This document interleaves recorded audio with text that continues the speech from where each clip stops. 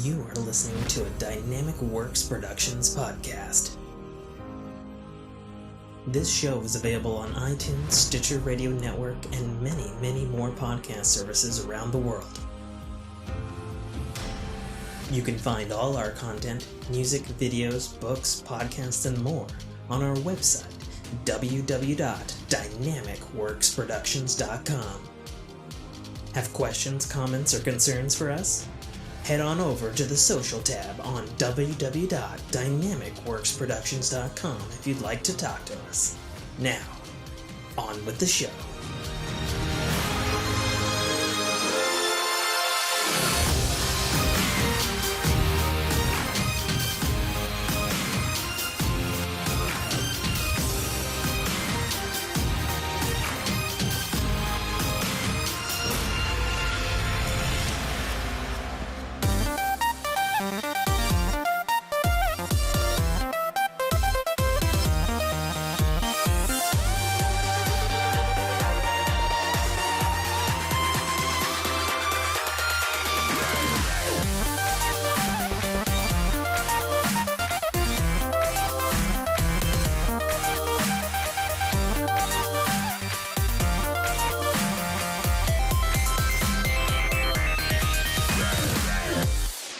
Welcome back to another episode of the Fork in Your Ear podcast. I'm your host, as always, author, podcaster, and gamer, Tim K. Trotter. Joining me today from equally as hot California, as Washington is 1 degree shy of comparison heat, at least at this exact second.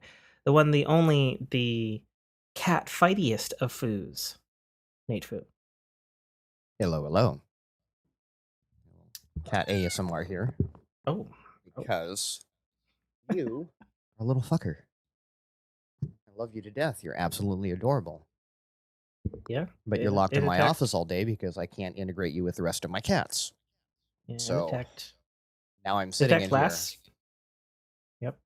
It attacked last show, which I would be remiss if I didn't say I've still not edited. I haven't even. I know. I haven't I'm well even aware. fucking touched the thing. This is a first for you that we've actually recorded a show before the other one was released. Yeah, is it though? I feel like I've done that at least. Maybe not with you. Maybe not with me.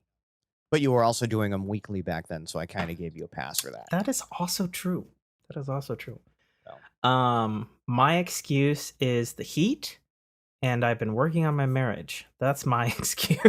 Have you gotten all the messages of me harassing you to get the episode out? Was there? No. Harass? And that's the point. Well, what can I say when my cohort drops the ball? Like, what do we expect, folks? What do we expect? Yeah. No, I actually had to make sure to get all my equipment set back up. Because I tore everything down because we were possibly going to do a whiskey this weekend, and I ended up having to move furniture. Oh, well, I'm assuming whiskey's not on the table.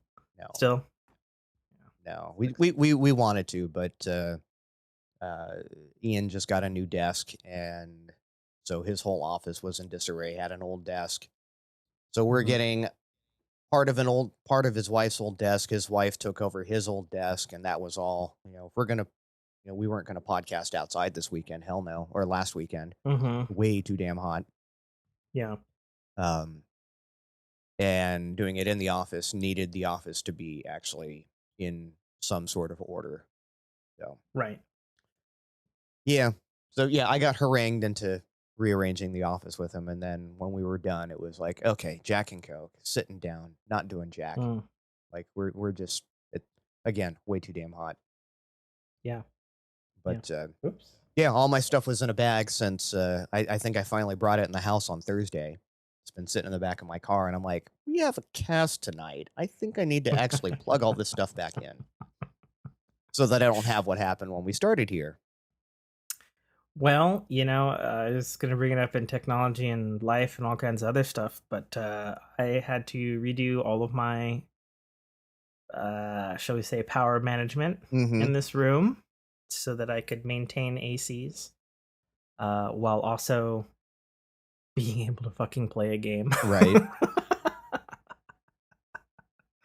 So we ended up with, after many days of trying different things, we ended up with everything is fucking unplugged in this room right now, except for the Switch, the TV, obviously the mini fridge, and the I have alternating power between the Mac Mini and the gaming PC.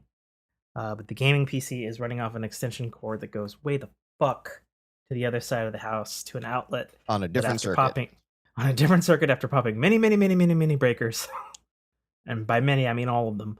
Jeez. I finally found one that seemed to be able to hold on during this fucking ridiculous above 95-degree weather we've been having here in Washington That's State. absolutely crazy. Yeah, it's fucking stupid. You know, the wiring in this house is fucking. Whew, I mean, my house was built in something else. 1953, and it's been holding on no problem. I say this knock on wood, as Yeah, sure. my outlets are probably smoldering hot in the wall in this room. Well, you'll know if you start smelling stinky fish. Usually what they smell like when they start to go. Something died. Yeah. They do that on purpose, you know.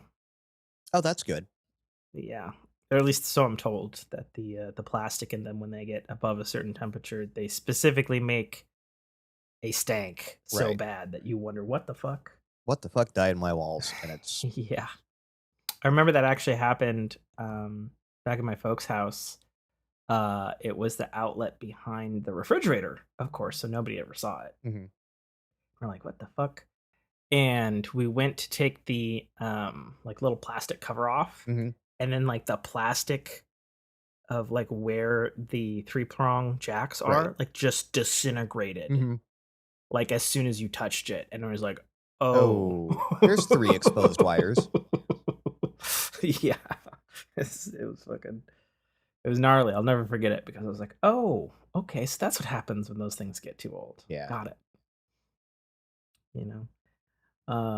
But yeah, no, so that happened, and then Tuesday my streaming rig shit the bed.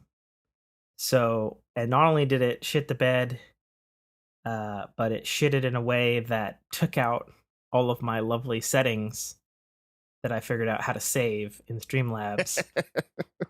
So they were there, they just were not like, it said it did all the things when Right. I put it back, but it didn't do any of the things. And so I completely rebuilt the entire streaming setup, retuned the thing. I found out actually the camera that I'm using for our show right now, it had a low light toggle in Windows that I didn't know about. So I turned that fucker on, because it's weird. Like it's funny. I remember on the checklist, like one of the reasons I chose this cam was for low light, because Mhm.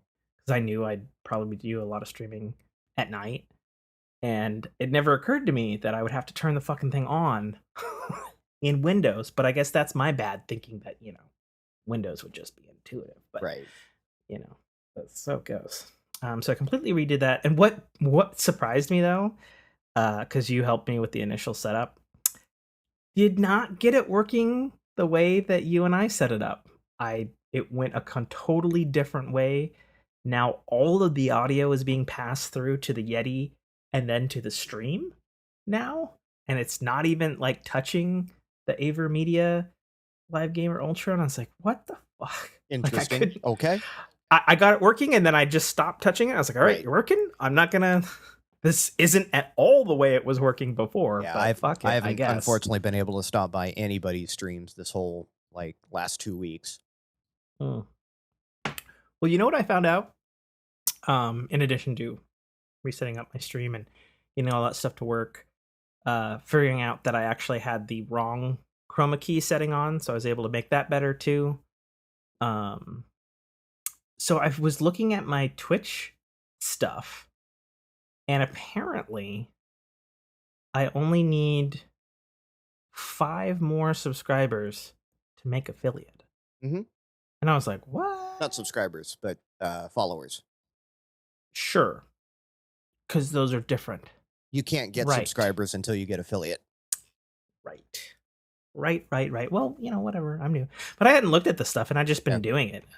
Yep. And I saw all of the different things, and I was like, oh, That's kind of how it I'm works. like, I'm kind of doing okay. How Yeah. about that? When I started going live, it was like and didn't follow it. And one day I was like, I wonder, like someone goes, "Hey, how come you're not affiliate yet?" I'm like, "Oh, let me look at my numbers." I'm like, "Oh, I have 103 followers. I need 50." I'm like, Oh, "Okay, I'm nice. good there. You need to Nice. stream 7 different days a week." And I'm like, "Okay, I was doing that just fine. You Uh-huh. need 3 concurrent viewers Yeah, so I got all of that. on I just need average." That was the five one more I had. That's folks. the one I don't And I get. was surprised. Oh. The 3 Hmm. concurrent. Like I'll get it 2 days out of the 7, and then the 3rd day I won't have anyone, and that knocks the average down. Huh. Well, so it goes. So it goes. And now I just don't But stream at all. yeah, I know, man. Much to your own bemusement. Yeah. All right. Uh, Well, yeah, spin that ring. let's spin. Let's find out where the show will take us tonight. Fire. Life stories. Okay. Well, already several stories already told there. Yeah. I just realized you have 2 videos of yourself on my computer. I don't know why. Oh, you clicked out of What was Skype, that? so it I doubled up? fucking guess that's stupid. Uh, Yeah, it does that. probably, yes. What was I saying? Yeah, super hot in Washington. Been fighting that. Not successfully until the last couple of days. Um, I think I probably mentioned on the Discord, and I've mentioned on podcasts before because it's been going on a while. But the fighting with me and the wife finally stopped, and Do I push the yay button? you can Yeah, it's push the fine. yay button. It means I have to send you a whole nother track.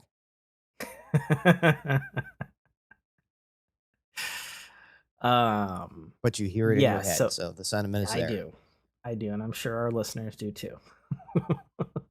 Been enough of them. Yeah, so the fighting stopped. You know, for a lack of better terms, we had some come to Jesus moments and put some new ground rules and some new methods in, and getting, um, I mean, quite literally, the household in order. Mhm. Um, and so that's good. We're going on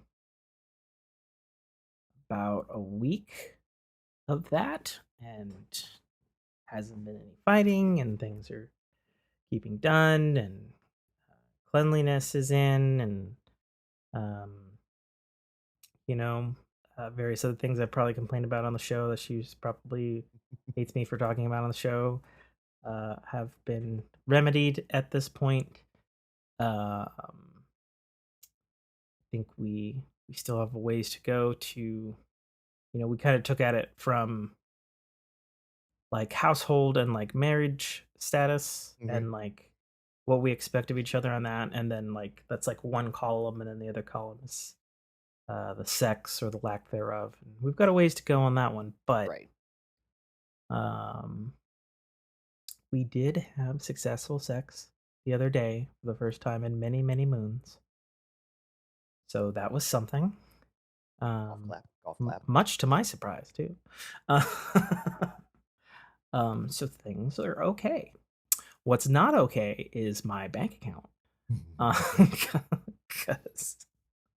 Because we've been doing impromptu dates a lot, and I've just, stubborn manly just been getting the bill and buying things and stuff that are not great for my pocketbook, but Mhm. it's great for our relationship, so I don't fucking know, I guess.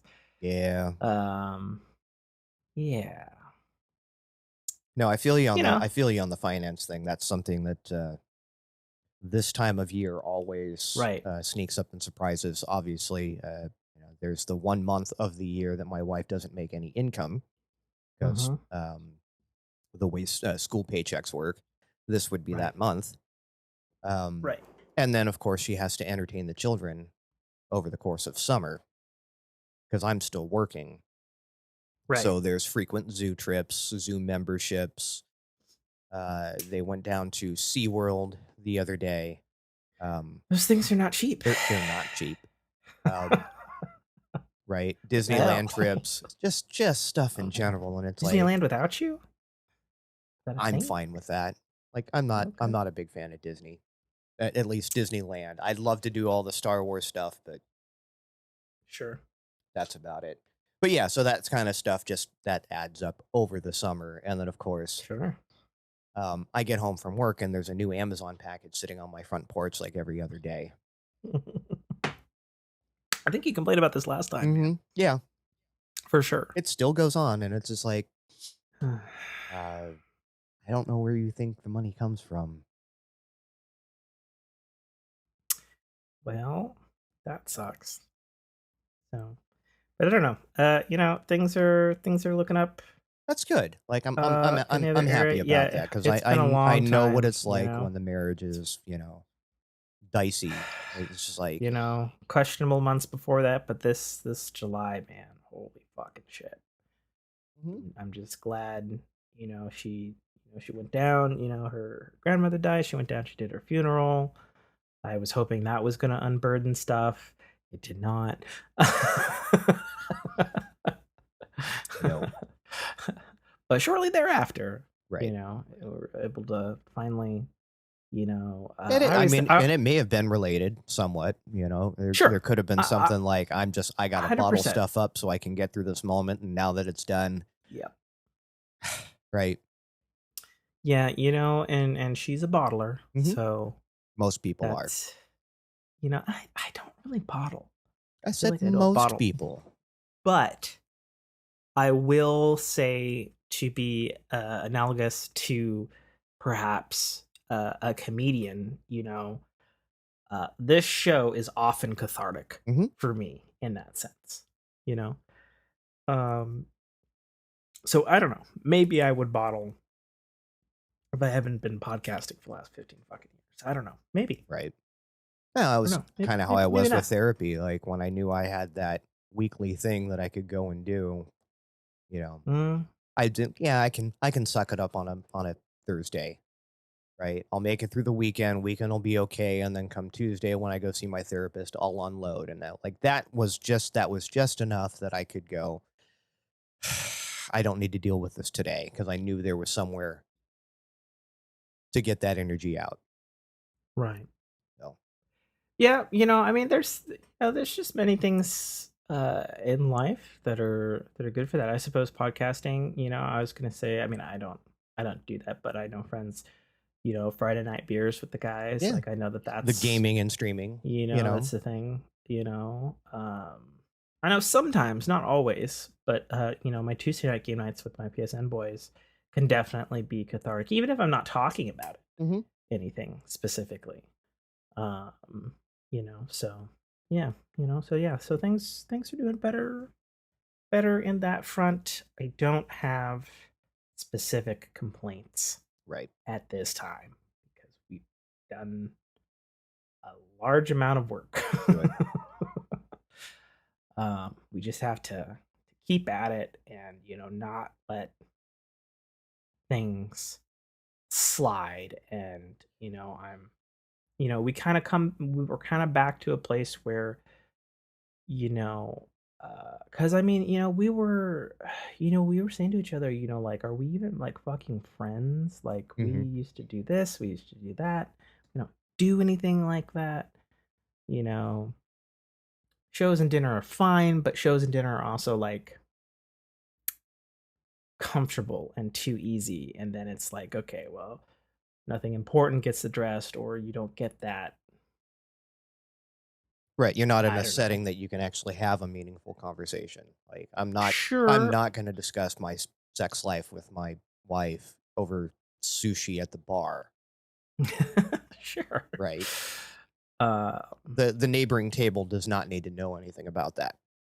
right. You know, um, I don't know. It was interesting. She had an interesting statement, and we've been trying to do some of that. Although the heat has put somewhat of a damper in that. She was saying that she missed doing competitive things with me. And I was like what? What did we do competitively? And she was like, well, we used to do Mario Kart and stuff like that. And I was like, well, I'm always asking you to play video games with me. So It's the fact I ask for co-op, whereas you would rather have adversarial. Right. That's Is co-op. that a thing? You Yes. know, and apparently it is. You know, so we were actually, well, not this month, but maybe next paycheck. I was looking at maybe getting the new Mario Golf on Switch. I don't Okay. know. I watched some reviews about it. You have two People were kind Switches? of. I do have two Oh, Switches. perfect. You can well, Why is so it you can not lay in split bed screen? and play Switch against each other, right? Old, Oh, I never thought about it like that. To right? be honest. Yeah, no, I As never really opposed to thought the about that. pass the controller method. Yeah, I no, that's new data to me. I never even thought about it like that. But yes, I do have two Switches. So I got the OLED earlier this year, and she Right. got my old one.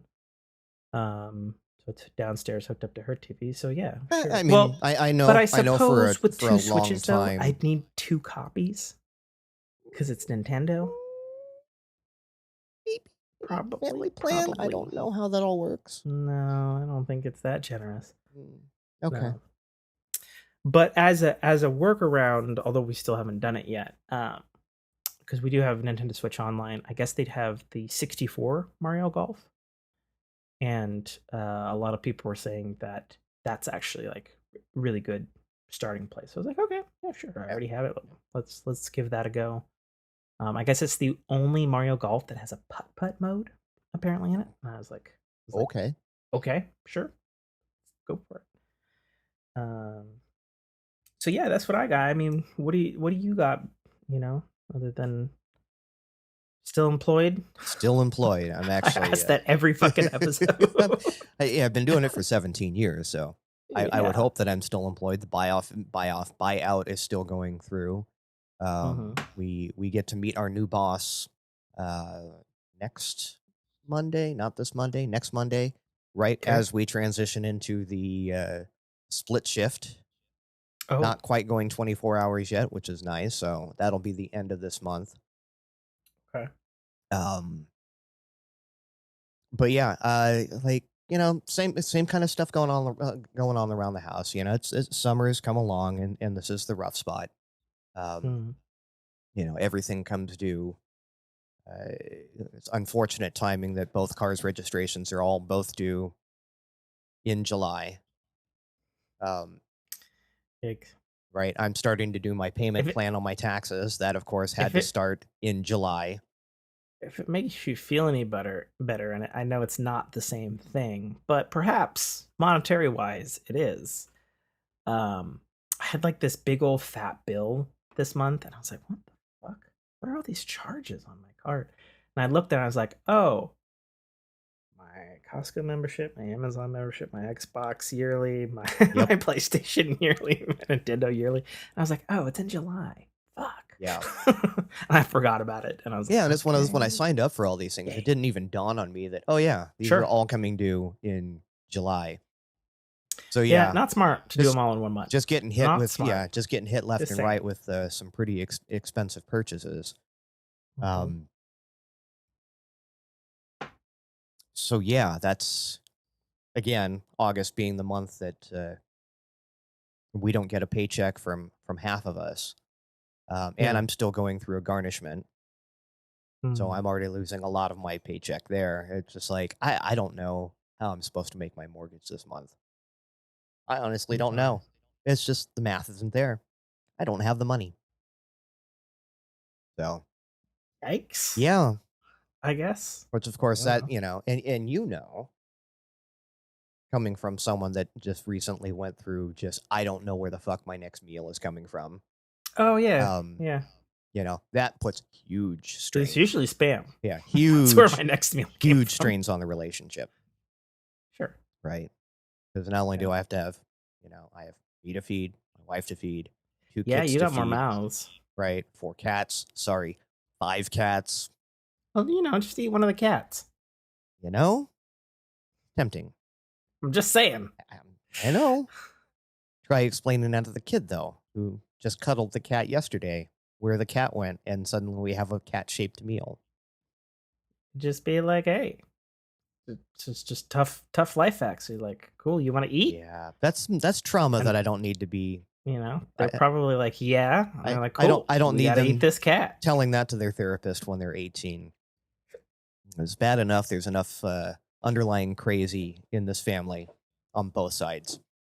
Well, you know, at least it's not people. There's gonna be a lot of jokes about that because me and the wife watched cannibalism runs in my lineage, right? No, Yeah.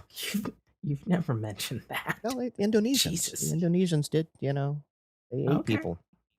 Okay. I don't know your fucking lineage, man. Apparently that's part of it.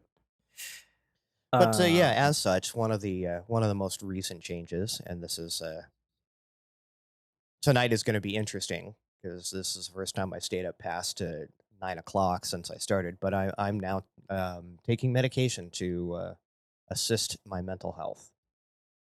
Okay. So it's, and you know, it's fucking cat. Hi. 1 week in, obviously, it's I'm more getting the side effects and not any of the good effects because it takes about a month for everything to kind of settle in. Okay. So we will see how that goes, how that journey goes. But otherwise, yeah, I'm just like weirdly tired all the time. Have this like, I don't know, I ate a bad sardine level of nausea.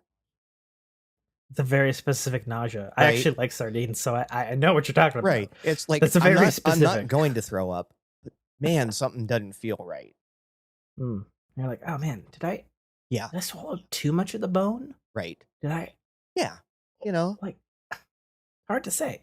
That one sardine was mushy. Yeah, you guessed and missed on whether that milk was expired or about to, kind of thing, right? Yeah.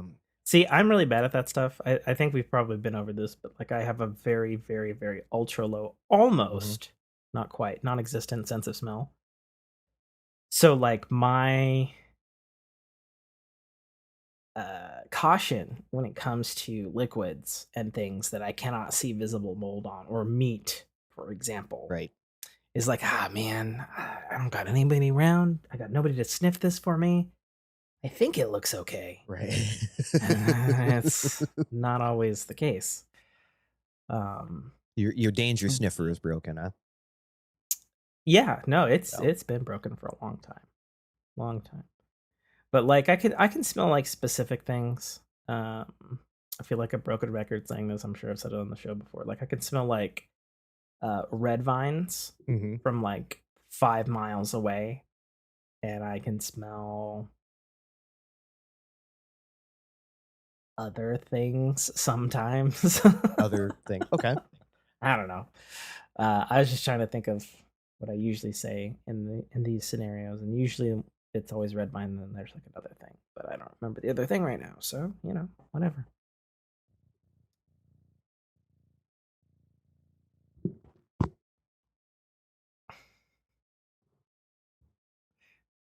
Sounds like it sounds like a lawnmower that's then popping a cold one after mowing the lawn with the bang on the mic gimbal there. But yeah, so yeah, starting on that, and part of the reason I went into the doctor was so that I can start that snip process. It is officially underway. Oh right, you mentioned that like 2 or 3 podcasts ago, I think.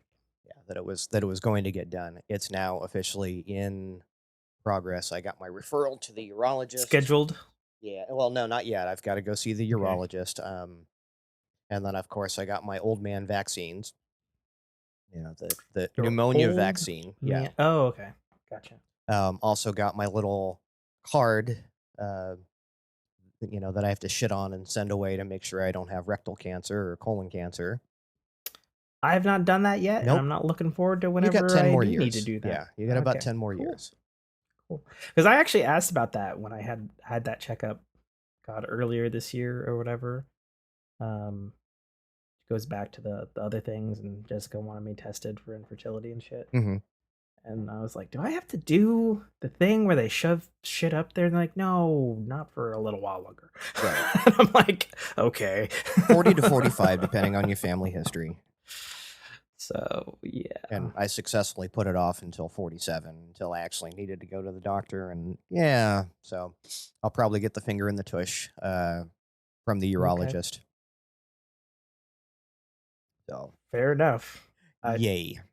All I did was pee in cups. Yeah. Well, again, I'm sure that's going to be part of it. So, all part of the process. I'm not looking forward to it. Fast and drink a lot of water. Yes. On the way to and in while you're waiting. Yes. And thankfully, I have enough vacation time saved up that if I don't feel like going into work and sitting on peas there, I can sit at home and sit on peas. Well, there you go. Ow. So it goes. Getting old, kids. It sucks. Yeah. And I've been feeling it, man. I've been feeling it this year. Like I've been looking in the mirror. I'm growing my hair back out. I don't know if you've noticed. I have noticed it's getting freaking long, like long enough that I can officially put it in the douchebag ponytail. And you know exactly, that's not a visual bit. Everybody knows exactly what I'm saying by that. Everybody's got that uncle. Yeah, and I did it the other day, and I noticed that on the very top it was very, very silver, and on the very bottom it was very, very brown. And the stark contrast reminded me of crap, how much gray I have gotten over the past few years. Well, even I realize I'm a bit younger than you, but like I have more gray in my hair this year by far than the last several years. I don't like it. Like, I mean, I know in my family, like we don't do the balding thing or anything like that. And really my dad had hair really until just a couple of years ago. And I think he's 78, almost 80 maybe. So, it's a long time, and I feel like probably I would assume by the time I'm like 50, 60, I probably won't care anyway, that it'll be thinning or whatever. But I don't really have that, problem, which is funny because I have lots of friends who are like going bald in their 30s. Yeah, for sure. Some are younger than me and some are older, and it's like, oh man. Yep, I'm fortunate enough to have healthy hair on both sides. They typically say you follow your mother's side, so I'll have extended peaks. Basically, is how that's going to work. He didn't bald on the top. He got the extended widow's peaks. So yeah. I'll have a very good, healthy George. I'll have a George Carlin look going on. I feel like that's like the most graceful way. The peaks and the thinning, like that's probably the most graceful way to lose hair, I would think. I don't know. I've never had to like battle with it, right? Even though I have some close friends who totally have bought many Rogaine, and it's like, damn, okay, do what you got to do, I guess. Yep. Yeah, that's pretty much life, I think. Yeah, I think by our next episode, I should have, I should be able to report on how well Celexa is treating me. Okay. So, well, we shall see. I might be a happier person. Who knows? I might not be. Time will tell, I suppose.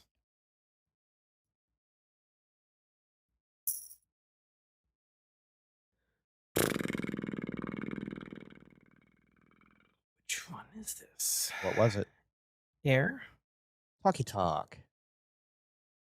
No. Video Talkie Talk is a video games has been a thing for me, less than normal for sure, due to the marriage stuff. Me too. And less than normal for me means it's been non-existent. Absolutely. Not even Wordle. Not even. No, I've actually lost my streaks on that. Diablo Immortal? Nope. Solitaire? I did Pokemon Go. Okay. 2 Sundays ago when I walked to the donut shop. Nice. And that was it. I didn't know you Pokemon Go'd. I don't really. Like once a week, and I go, oh, right. I fire it up, and it says, you've walked 17 kilometers since the last time you opened this app. Here's your Yeah. 2 kilometer egg that you unlocked. Well, at least you got an adventure track on. That's good. Yeah. I had mine accidentally disabled for like the entire month of July because some update in the beginning of July disabled it. I was like, fucker, piece of shit. Because that is one of the few games that I do because of work. Right. Mostly because it's like, well, I go lots of places and I have the Pokeball to spin the stops and catch the things while I'm not doing anything at all. Yeah, I just don't, because in my pocket and I'm working. I've got nothing nearby me unless I again, when I walk to the donut shop, I've got one Pokestop, and then walking that half mile, I get some decent finds. But at work, where I walk the most, ain't shit. It's concrete, so I get a lot of concrete. Whatever concrete populated Pokemon there has the same freaking rock type, and it's like, well, okay, and I get 4 of them, and then draining my phone battery to do it. So, well, fair enough. Well, they've really messed that up. I used to be able to like spin Pokestops on my drive home, and now it's like, nope, you can't do that anymore. If your car is moving, even if you say you're the passenger, those Pokestops fail. Yeah, well, I have a ball, so I haven't done that in the car since they came out with the ball. So, but yeah, no, you should add me on that so I can at least send you some free shit. Okay. I could use some high level stuff. I actually had to throw a bunch of Pokemon. I mean, that's not how it works. A bunch of Pokemon it's an into the RNG wild. free shit. Yeah, but at least give you some Pokeballs and some stuff. Yeah. So let's see, what did I do? Have you played Stray yet? Nope, and I'm not gonna. Okay. Sorry, Dame. Go to hell. It's about cats. Not interested. Like the sci-fi thing sounds cool, and I know you can beat it in 5 hours, and I know it's free. But I'm just like, nope. I haven't even redeemed it. I also can't turn on my PS5 because it draws too much power. But what? How is your PS5 drawing too much power? 380. That's okay. And it has a variable rate that it draws, right? Where at least the Xbox Series X at 320 gives me the courtesy of just drawing 320 all the fucking time. Because man, PS5 ramps up. Boop! There goes the breaker. Would have never. Yeah. Okay. It happened this Tuesday. I'm sure. Yeah. So they are taking a quiet nap, unpowered, both of my next gen consoles.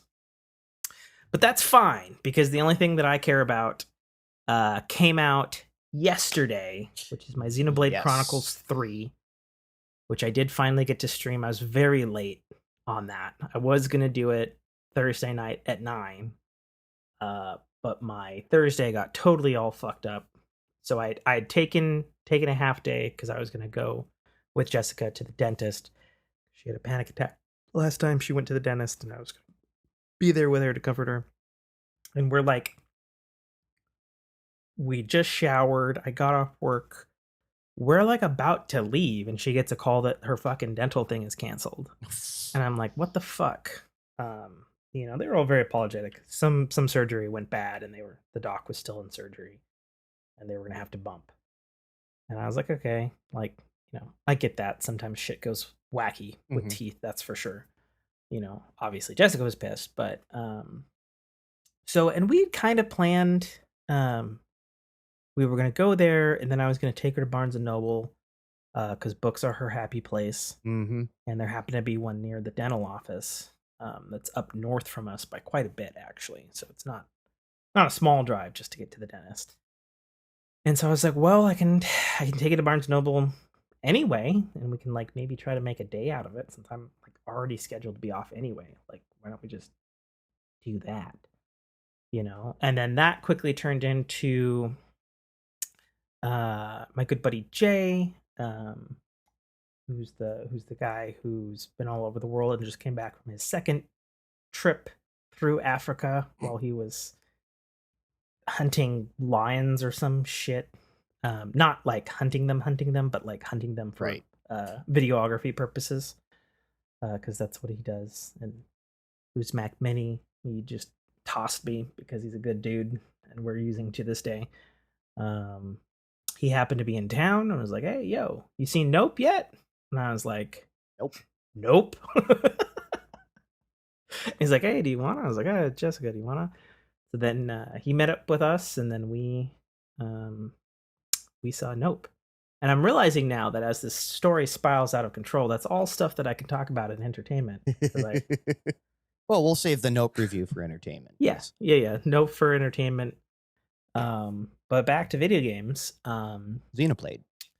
Yeah. So I really, really, really tried to attempt to somehow stream enough to complete Xenoblade Chronicles 2 again in preparation for 3.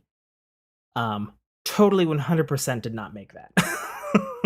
Didn't even, I think I got to chapter 4 out of 10 in that game, which kind of sucked because I was enjoying the shit out of myself on that replay, more so than my replay of the first Xenoblade, which took way longer than it should have. Especially playing on New Game Plus, I'm already over leveled and all that sort of stuff. But yeah, so Xenoblade Chronicles 3. I've played, I think the clock says 7 hours, something like that, between handful of hours yesterday into late night until I had too much vodka and passed out to Jessica just wanted to read books today, so I played today. Yeah, so it's so interesting because I did just play Xenoblade 1 and played at least a quarter of Xenoblade 2. So I was very fresh on like, all right, this is the evolution. It's been like fucking 15 years basically to get to this game. Right. You know, like number one, right out of the gate, like got this insane opening intro, and you're just like, how the fuck is this running on my Switch? Did how 3 the pick up where fuck? 2 left off, or was there some time lapse between? No. Okay. So to clarify for anybody who's never played a Xenoblade Chronicles game, they're like the Final Fantasy games where each installment is new. There's some stuff that's similar between them, but new cast of characters, new world, new whatever. Except 3 is complicated in that it may or may not be connected to both 1 and 2. Because the literal box art is a chunk of the world from 1 and a chunk of the world from 2. And it's like, what's happening in this game? And I still don't know. I still don't know this many hours in. And nor do I have it's funny. My JRPG friends who haven't played this, but they're like big Final Fantasy friends or whatever, they'll be like, so is it like connected? Is it like a thing? And to that I said, friend, that's like trying to explain whether or not a Final Fantasy remake is in fact actually a remake, right, or it's a new game, or it's a thing that is a prequel to stuff. It's very complicated in that game. So it's the same kind of thing with Xenoblade. You don't need any prior knowledge to other Xenoblade games jumping into any of these Xenoblade games, of which, strangely, there are 4 of them, not 3. that I always appreciate, like jumping into a middle of a series and not having to worry about not knowing the previous stories. Yeah, and this one starts off with just a humdinger of, what an interesting concept. It starts off right in the middle of this huge giant war, and there's these two I guess civilizations, Kevis and Agnes, and they're killing each other to harvest their life force that then goes to some kind of giant ass flame clock that goes to their respective queens or some shit. Okay. But the people that are fighting, they only live 10 years. And they all get like pooped out of this, like, I'm assuming clone machine that like they get pooped out and then they get aged up to 10 years old and then they train them for about a few years and they throw them out into fucking the battlefield. And they've been fighting for so long they don't know why either side is fighting each other. Okay. Except to harvest the life force. And it's just like, huh. That's a new one? Okay. I'll bite. That's interesting. So yeah, so that's the premise of the game, and it's right off the bat, like the first like 30 seconds this shit's happening, you know. And there's trailers and stuff all over the place for this game. But man, again, like holy shit, does this game not look like a Switch game? I'm constantly in awe of just the sheer technical prowess of Monolith Soft, the developer of this game. Like, you look at it, you look at the cutscenes, you look at the number of things on screen, and you're just like, yo, you've only got 4 gigs of RAM? You sure about that? Right. Because you must be doing some fancy ass fucking work in the background to make this shit run at a pretty steady 30 frames a second, I might add. So I guess the things that I can say about it, having sunk in, you know, a decent amount of time, is number one, and this was a complaint across the prior games, is the interface is extremely slick and intuitive and not clunky. And that was a complaint of the prior series, where they had like, it was like a utilitarian interfaces where they had everything you need, but it was almost too much stuff and it wasn't like great. Like, they had everything you need and you could get to it, all the things you needed and whatnot, but it wasn't like, it was functional. Right. You know, this is sexy and functional. And there's just like so much stuff you can do. Immediately apparent in the game is that it has easily the best combat system of all of the games. And each game has had kind of a little bit of a different combat system. So basically think it's a action JRPG where you're moving a character into range. They have like a basic auto attack, and then you're giving like main commands for, like, say, for lack of a better term, like spells or special moves and stuff, and you're fixed on timing. But then there's also a quadrant system. So if you're around an enemy, think of them as split into like a pie, and you have like a northeast, south, and west on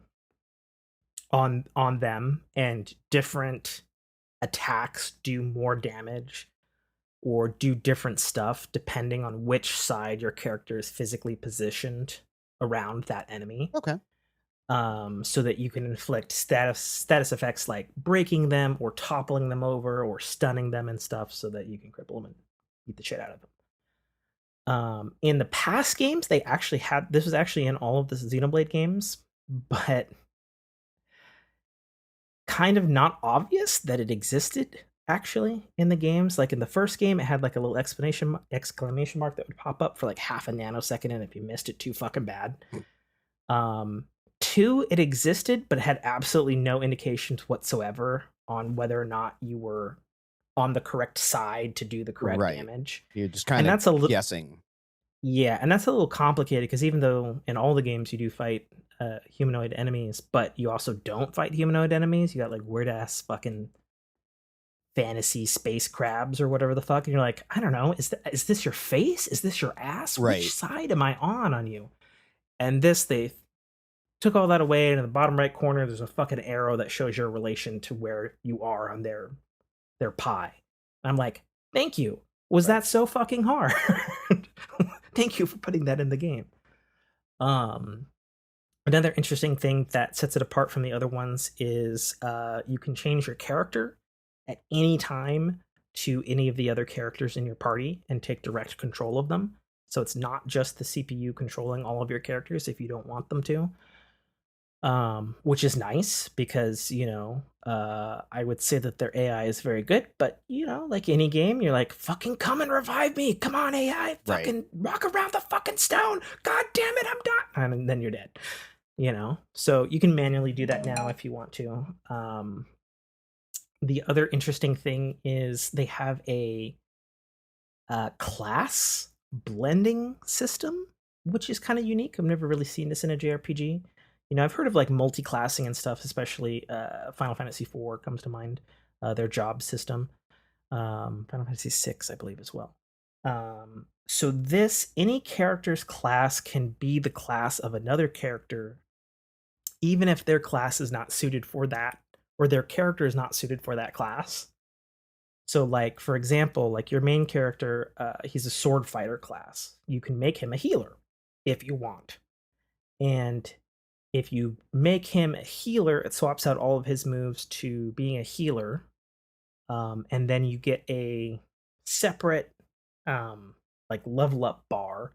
And if you get enough ranks in that, you can then take a single one of those healer moves and then dump that into your main class. Okay. And I was like, okay, that's pretty cool. So if you rank up your healer, you can then like yoink the healer move from that and then put it into the sword fighter to then make that character even more versatile. So basically, you can multi-class like a motherfucker in this game, which is kind of interesting and it's new and it's exciting. And I think I've said before on some of the hype on this, your party in this game is 6 characters, Right. which is a lot of dudes, so that you can have like all kinds of crazy mixes of different. Especially when you can manually control them. Like Yeah, I think I've seen up to 8, but they were all just NPC. yeah. So this game actually will have up to 7, but the 7th is a hero character. Mhm. And like is just AI controlled, but is like part of the party proper and not just like guest or whatever, or is Right, not just like a tagging summon. along with the. Yeah. Yeah, not just like tagging along with the party for story purposes from point A to point B. I don't have one of those hero characters yet, but I'm also not probably not even at the 10-hour mark of the game. Number 2, and Xenoblade Chronicle games have always had fucking amazing music, but this one especially is just like they have like a fucking all-star fucking. There's like 9 composers on this, including Yoko Shimura, who is the female composer of the Kingdom Hearts series. Right. And she also did the amazing Final Fantasy 15 soundtrack as well. So she's right at home in this JRPG shit. But it's really crazy. I actually watched a behind the scenes thing. So they have an emphasis on flutes, both in the music in the game and then in the actual game, because your main character is this. His job in the war is a farseer, and he goes and he needs to go to the dead bodies to sing this flute so that their spirit energy or some shit goes to back to their base or Mhm. some shit. But apparently they had um, custom flutes made for the orchestra for this score. Um, and it's like a lot of like, I don't know. You'd have to listen to some of the stuff of the game. It's pretty awesome. It's epically orchestral. There's a lot of flute stuff. And they do this thing with choir that I've only ever heard Hans Zimmer do in the Da Vinci Code movies, Okay. where there's like, I know, very specific, but I listened to it this morning. I was explaining it to Jessica, and basically in those movies they had choir, but they were using them almost as the bass line or percussion section of it.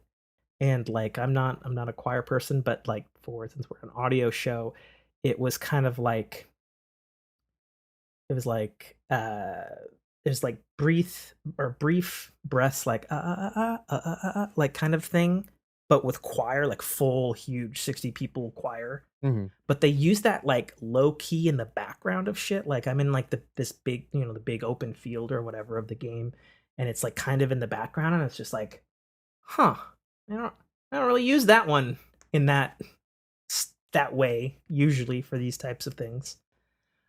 So that's interesting. The voice acting is pretty fantastic, and thankfully, this game they finally have a AI driven algorithm to properly link sync it this time. So that was always a problem in the previous games where they usually had pretty good voice acting, but it was they didn't animate the voices for non-Japanese, so it was always like the fucking black and white kind of movies sometimes, or it's like Right. over there, Right. and you're just like mouthing and stuff. And it's like fine, we're used to it, but it's nice that in this one, it's being governed by an audio system, so it seems pretty on point. So yeah, so far so good. I don't I feel like the things that I noticed being a longtime Xenoblade fan is the quality of life is better than it's ever been. The combat's better than it has ever been. I'm interested in the story and I'm interested in the characters. Like I don't think any of the characters are super like annoying or anything, but I'm also not in love with any of the characters yet, Okay. And by all accounts, all the reviews that I saw are saying that this game's like a fucking 180-hour game. So, Wow. it's like a big novel, and I'm in like chapter 2 basically. Like I know kind of what's happening, like, and the game's fun, but I don't know if like I'm gonna like love whatever the whole plot is or the story or wherever it's gonna take me. At least that's how I look at giant JRPGs is, because there's such a huge time investment. It's like you're opening, it's like you're reading Dune, the Dune series for the first time, or you're opening, Lord of the Rings or Wheel of Time or something like that. You've just started like a giant fucking novel set, basically. Okay. So that's that. Um, that's pretty much all I've been playing. I did get to play my usual stuff on Tuesday. So you can check out my stream stuff for that. Tim_KA_Trotter on twitch.tv. But nothing really new to report. Same old games of a little bit of Arcadegeddon when it wasn't crashy, a little bit of Siege, played a little bit more grounded. Nothing really new to say other than the Xenoblade thing. Yeah. Haven't touched Diablo Immortal, haven't played literally much else, really. Yeah, that's pretty much what I got. Did I have anything? Did I tweet anything Just some important? updates to No Man's Sky and Astroneer. Yeah, No Man's Sky had another giant fucking update. I've been watching some streams on that, and it's just like I remember seeing that game a while ago, and then nothing Yeah, in between, and now I see it now, and I go, "This ain't the same game." it is. It just looks a lot It better. looks a lot better, It's had like 4 graphical overhauls right? in its time. I was trying to think. What did it say? Oh yeah, so the No Man's Sky Endurance, which just came out on the 20th, so 10 days ago. Mm-hmm. It overhauled the freighters, which are your giant space bases, so to speak. Mm-hmm. They overhauled how to build it. They somehow made the building limit that everybody had been complaining about. They made it able so you can build more stuff. You have an NPC crew for your freighter. This is a big one. I know it's a small one, or at least it's not going to make a ton of sense to people like you, Nate. But your freighter now has a teleporter on it. The way teleporters work in No Man's Skies, they're basically stargates. You can go anywhere in the goddamn universe. Or Fast travel, basically. Yes, but you do like the fucking 16-digit gate address thing, and it actually works in No Man's Sky. And so you can do that now on your freighter, which is a big deal because People have been asking for that for a long time. They apparently reworked all their asteroid field tech now, and it went from like several 100,000 asteroids to like a billion or something fucking ridiculous like that. And Okay. it's like, okay, more space rocks. All right. Um, they added new space atmospherics. And the best way to describe this is there's been black holes in the game, but now I guess it like warps the space around it, and you can see like the stars like light like being Right. ripped You into can the see the thing. event horizon. Yeah, instead of it just looking like a neat animation. They added living frigates, so fans of ships that are living, you can collect those now. They apparently added combat missions, and apparently a lot of people are having a ton of fun with it. I saw this, and I'm super excited for it. I still haven't played the last fucking Outlaws update. I've been busy with other games. But when I eventually return to No Man's Sky, it's gonna be like a whole fucking shit ton of new shit, Nice. which is great. Which is, I feel like I can always expect No Man's Sky. I'll just stop playing for a bit, and then when I come back, there'll be crazy ass shit. Like honestly, the amount of content that fucking No Man's Sky puts out, given how small their team is, just fucking puts shit like Destiny to shame. Yeah. My opinion. Yeah. Fair. Like and again, Also free. Again, I don't know how they're making their money. I haven't even had This the is year desire to turn 6. on Destiny at this point. Just Is like year 6, I guess. Yeah. yeah, the only other Let's see, thing I got that. going is apparently my brother-in-law is introducing my daughter to Minecraft. I'm sorry. Me too. I'm gonna leave that to him but apparently You're not gonna play with her? she's hilarious. Apparently she doesn't actually play, but she will critique all the dumb things you do while you're playing. So That all the sounds times great. you take fall damage, she will be happy to point that out for you. Huh. Well, I know you got a Switch for your daughters. They have a lovely version of Minecraft on Switch. Mm-hmm. Just saying. Um, Freaking cat. yeah. I posted a thing yesterday only because it blew my mind. There's a game that stopped getting updates 4 years ago called Star Command, which is this amazing real-time strategy shipbuilding simulator thing with pixel art. It's Okay. basically like off-brand Star Trek, but it's a fucking awesome game. They had it for PC and tablets and all kinds of shit. Like, I don't know, 2015 or something. It was a long time ago. And my fucking app had an update yesterday that made it compatible and playable again for the first time in like 5 years. Yeah, And so I was like, confused by this. I'm like, I'm sorry, what? I'm like, it got updates to the UX. I don't understand. And now that you said that, I'm looking, going, oh, yeah, you it's see the been version 4 history there, years. Yes. and it's yeah, I'm like, why is this important? It didn't even dawn on me to look at the 4 years ago. yeah. And so I was like, what are you trying to tell me, game maker people? You guys, your sequel coming out? You guys got a sequel coming out? You trying to? What are you telling me with this? Right? Like, because like I would Poke. fucking Yeah. yeah. That's literally what it felt like. Because like I look at my updates when I get them. Usually it's a long list, and you scroll through them and like, okay, bug fixes, bug fixes, bug fix. Star Command. Huh? Right? You're like, this Like, is the update I that deprecates it. It makes it unplayable anywhere.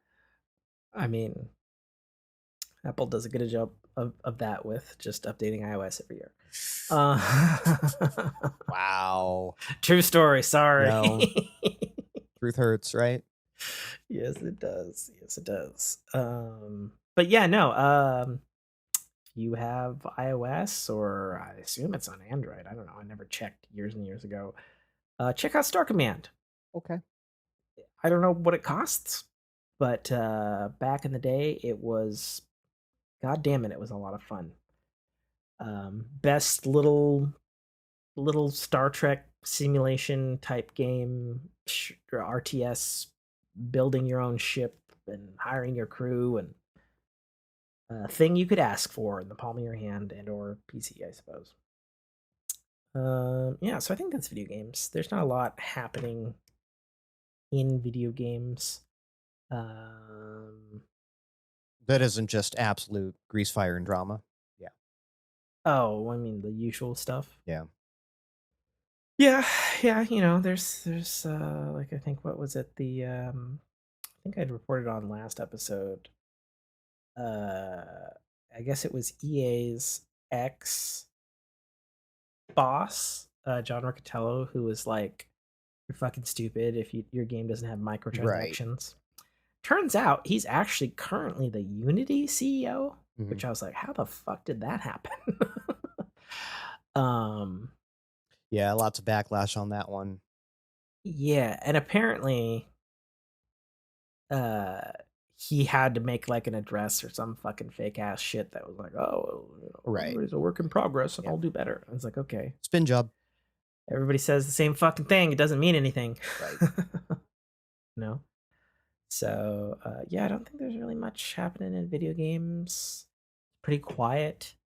Pretty much the biggest thing right now is Xenoblade on Nintendo's front. Then I think around the corner, we've got Callisto Protocol in October, and then God of War. I think that's pretty much it. Like, there's nothing huge. Um, I know Halo Infinite's co-op is being flighted right now, and apparently it's great. That's cool, but hurry up and give it to the rest of us, please. Thank you. Right. Something that you were Uh, supposed to have day one. We're yeah, almost no, at the end of year one. yeah, no shit. No co-op, no I'm Forge. Although there's lots of shit that is leaked on Forge. mhm, I don't know if you've seen any of that, but it's pretty awesomely impressive, actually. yeah. Like Um, Forge to a certain extent I could understand, but the co-op multiplayer, that was, I don't know, that was just a joke. I'm glad I sure. wasn't one of the people that paid for the thing outright, that it was part of my Mhm. Game Pass. Because Yep. I'd have been like this, I'm done. Sure. Yeah. Well, maybe we'll all play that co-op one day whenever the fuck they decide to Mhm. push it out to the rest of us. By all accounts, the flighting is going great. I know Digital Foundry did a report on it with someone in like Stockholm, Sweden, and someone from Texas, and they're like, "Yeah, it's actually pretty fucking great. Like pretty low latency considering intercontinental Sure. internet shit." They said the only time it got a little buggy was when it was transitioning between interior and outside spaces. And I was like, okay, that's fine. But it always seemed to catch up, and it's like, all right. So enjoy that at some point. Who knows? Who knows when? All right, let's move on. For the record, Shing. I am dying. No, that's fire again. No, that's still fire. Water. What's water? Entertainment. Entertainment. All right. What you been watching, Nate? The usual suspects. Now that everything is like, all my shows The are movie. going away. They're all on hiatuses or end of seasons. Because again, 8 episodes is a season. Uh huh. God. So I've actually been just going back and rewatching old TNG just for Oh, nice. nostalgia berries. Okay. But yeah, all my shows are on hiatus at this point, except for Westworld, Okay. which is Gotcha. almost done. So I can roll one of two ways. I can either talk about the entertainment news, or I can talk about the two movies that I saw in real theaters. Which movies were those? I know one of them was. Well, yeah, because I said it. One was Nope, Mm-hmm, the new Jordan Peele flick, mm-hmm. and then the other was Thor: Love and Thunder. Okay. I've not seen Love and Thunder. I'd prefer not to be spoiled on that because I might actually see that one. I mean, I'm not going to spoil you, so that's fine. Okay. And I'm not going to spoil Nope either, so it's fine. Nope. Nope. I don't care about it. I don't watch horror. So I'd heard it seemed like the MCU fan base was pretty split 50-50 on Love and Thunder. Some people were like, "Oh, this is like the worst this is worse than Thor 2 and it's a shitty movie and Taika Waititi has ruined Marvel and all this sort of stuff." And others like, "Oh, the best thing since sliced bread." For my money, literally, and Jessica, we had we were on the same page on this one. We loved every freaking minute of it. Good. It Okay. was fantastic. I felt it walked. So for me, for starters, I feel like I should preface, I like Taika Waititi's stuff. Mhm. I like What We Do in the Shadows. I like Jojo Rabbit. I've liked when he's appeared in, cameos and stuff like Free Guy and stuff like that. I like Taika Waititi. And I feel like Love and Thunder is a lot closer to what I expect from a Taika Waititi film. You know, like, because my understanding with when he came onto Thor Ragnarok, he was picking up the project from a director that left. And so he was like turning around the script in the 11th hour, kind of as he was making the film. And it turned out great by all reports. A lot of people love Thor Ragnarok. And it's funny to see people being like, "Oh, we love Taika Waititi for Thor Ragnarok," and then it's like Love and Thunder is more Taika Waititi than Ragnarok because it just is. And I think the thing that people are missing is that Taika Waititi also does like some really dark ass dramas. And this movie has a dark ass drama in it, punctuated with comedy, not unlike Jojo Rabbit, in my opinion. And I think that's where people are upset. That it's not just like full funny, like kind of Ragnarok was pretty, full funny. And like there's some heavy shit in Love and Thunder. But I feel that that's good. I feel that that makes a rounded movie. Yeah, they wanted their Lucky Charms all marshmallows, and he threw the grain in there. Yeah. Oh yeah. From the start of the movie, actually. Yeah, so it's really good. I loved every minute of it.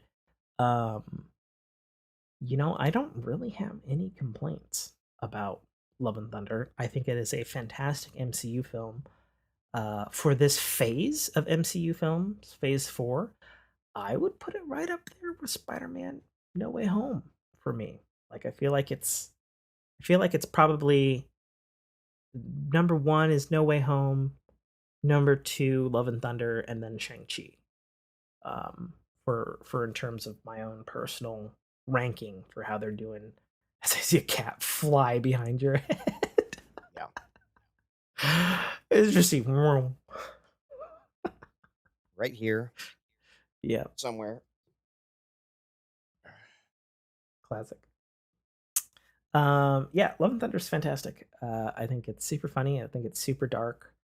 I think Christian Bale, which is an odd thing to say in an MCU movie, but Christian Bale delivers a powerful, interesting take on a villain. Not that anybody really doubts his acting, since he's a phenomenal actor, and of course he gives it his all here. There is some spectacular stuff though in this film I didn't expect to be like, ooh, that's legitimately different for a Marvel movie. Like there is some fucking like indie ass awesome cinematography in this film. And I'm like, oh, that's cool. Like some good old fashioned Steadicam. No, just like cool angles that you don't expect to see in what an MCU film. Particularly, there's a really awesome fight in black and white, which is super fucking cool. Yeah, it's just got it's got its own kind of identity. And then what else can I say about the lovely Zeus played by Russell Crowe? Did not expect the accent that he was going to pull out when he came up on there. I'll leave it at that. Okay. I was like, oh shit, he's committing to that. Okay. So that was super cool. There's some Ted Lasso references in this film, which I thoroughly appreciated. Okay. Um, the the oh god, what was his name? Sam Neill, Liam Hemsworth, and Matt Damon, who were like the play people doing the reenactment of the previous Thor film Oh, of okay. Yeah, yeah. Loki in Ragnarok. They return, including a person who's playing Hela, which I won't spoil, who's doing that, and that they do a reenactment of Ragnarok that is hilarious. Oh god, it's so bad it's good. Like there's it's not too spoilery to say since they're reenacting Ragnarok. Sam Neill's playing Odin, and in Ragnarok he like die and ascends and stuff. And he's like, "Oh, I'm ascending," and he like opens a pocket and starts throwing some glitter, and he like falls backstage, and it's just like, oh my Christ, that is so bad. It's good. I love it. Yeah, and it just takes some interesting stuff. Obviously, an interesting point of the film is we get Guardians of the Galaxy in this film for about maybe 15-20 minutes, which is pretty cool because it's like we haven't seen them out of an Avengers context. So it's neat to catch up with them and see what Right. they're doing.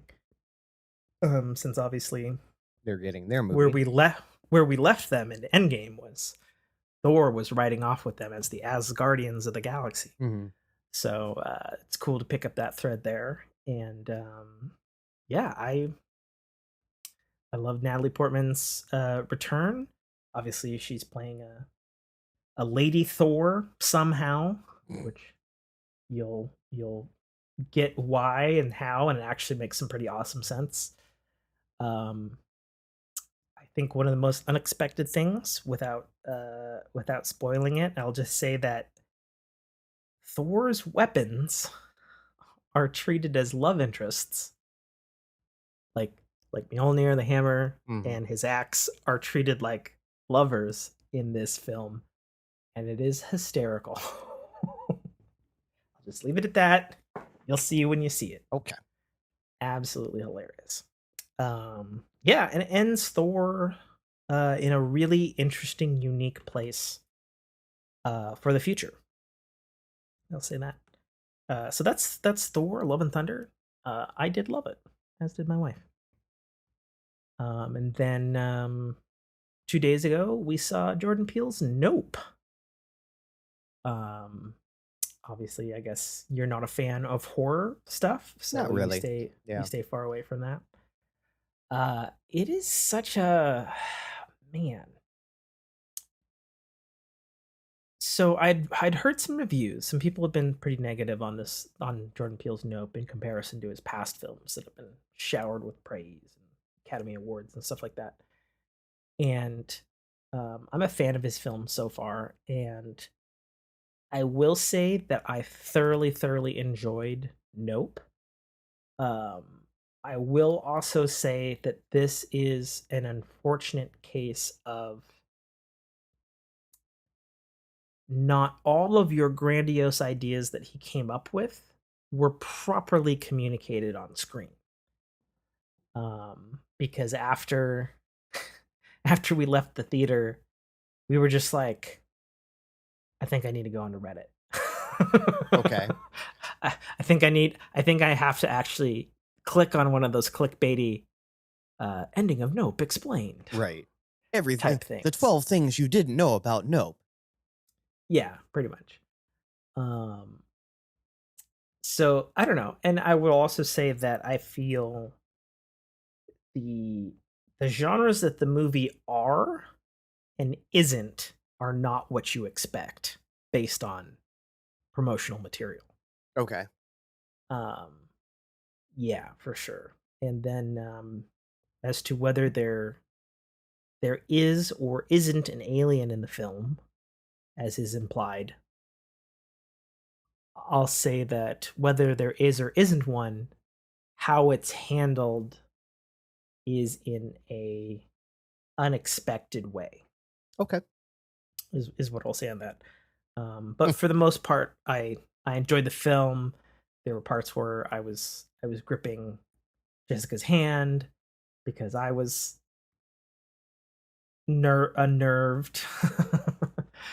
And there were other parts that were funny and other parts that were just like, wow, that's actually a really cool idea or something like that.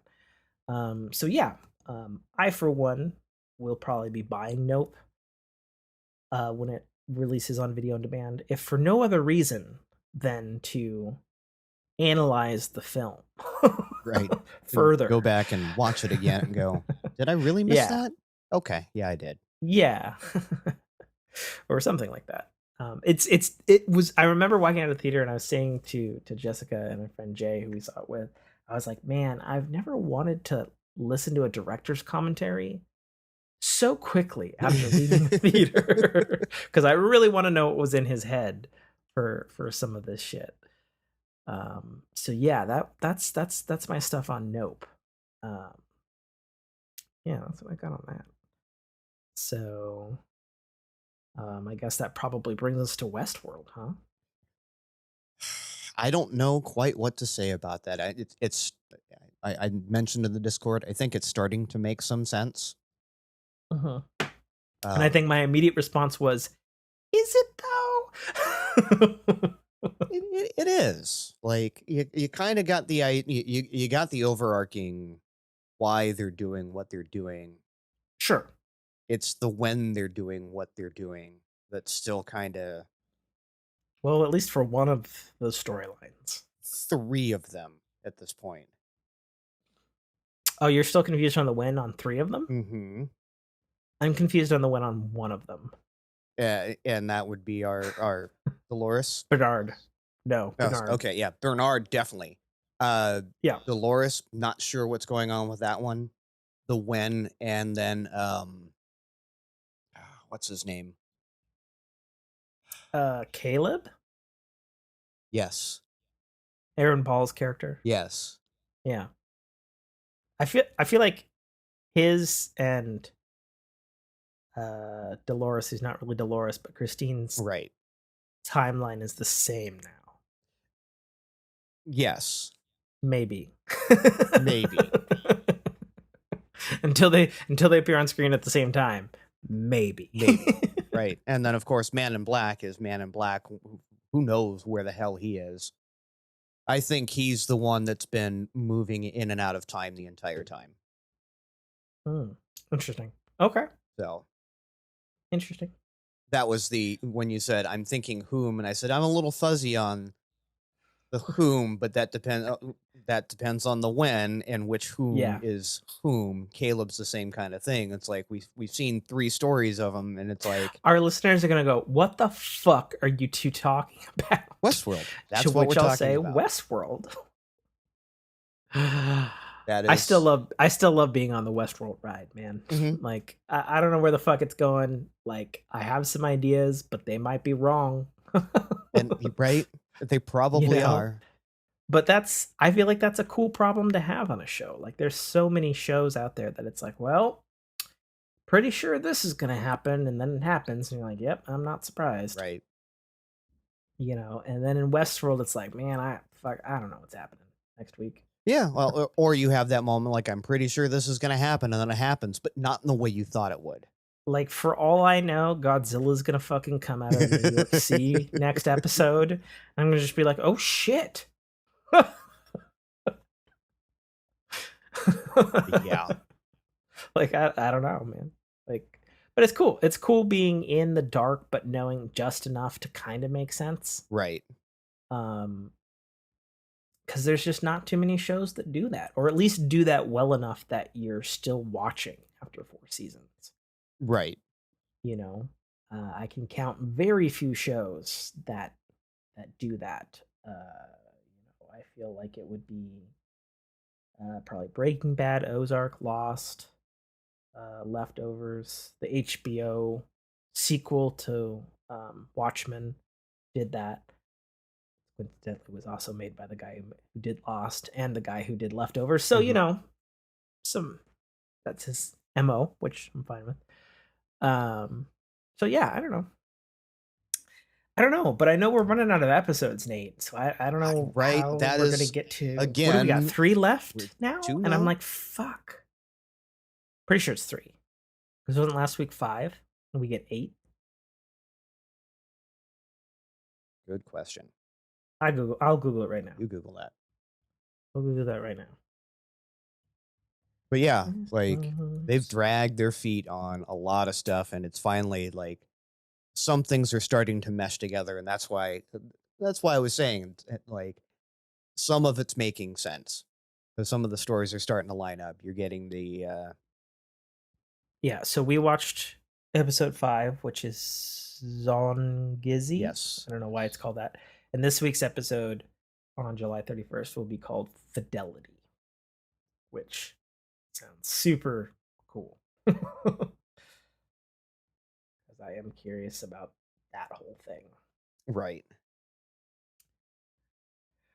All right. Well, that's what we've been watching, I suppose. There was a lot A lot of info come out from in entertainment news because we yes. had San Diego Comic-Con last week. Mm-hmm. I'm gonna hit the stuff that's actually not posted in our Discord first. Trek related stuff. Mm-hmm. So number 1, we learned some details about season 3 of Picard. We learned that our Picard cast, which contains the whole TNG cast, reprising their roles for the first time in like 20 plus years. They will be on an Enterprise. Is what they were On an Enterprise. Yes, and fuck, I'm forgetting his name. Picard, John Luke, fucking Patrick Stewart? Patrick Stewart said that there will be 2 Enterprises in the Picard show. He also said that the Are we saucer finally going to see the C or the B that no one's ever seen?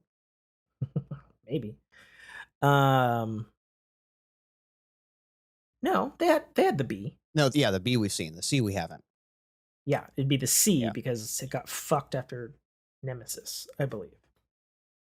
When Data died. Which was the last movie that they did. That wasn't the C. That was the E. Or the D. D was the series. E was the movies. Okay, well, whatever's after E then. But they said that there will be 2 Enterprises and that they will not be on the newer one. Okay.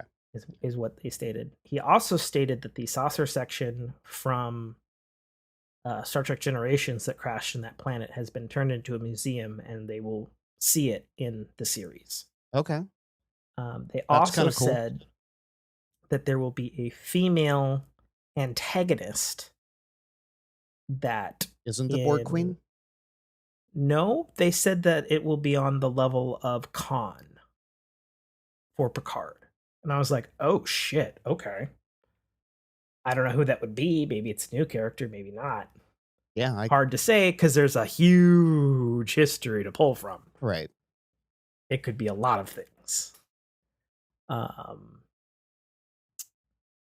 Yeah, so that's what we know about Picard. We know it'll, of course, be the final season because Patrick Stewart's getting old. He's getting real old. Real old.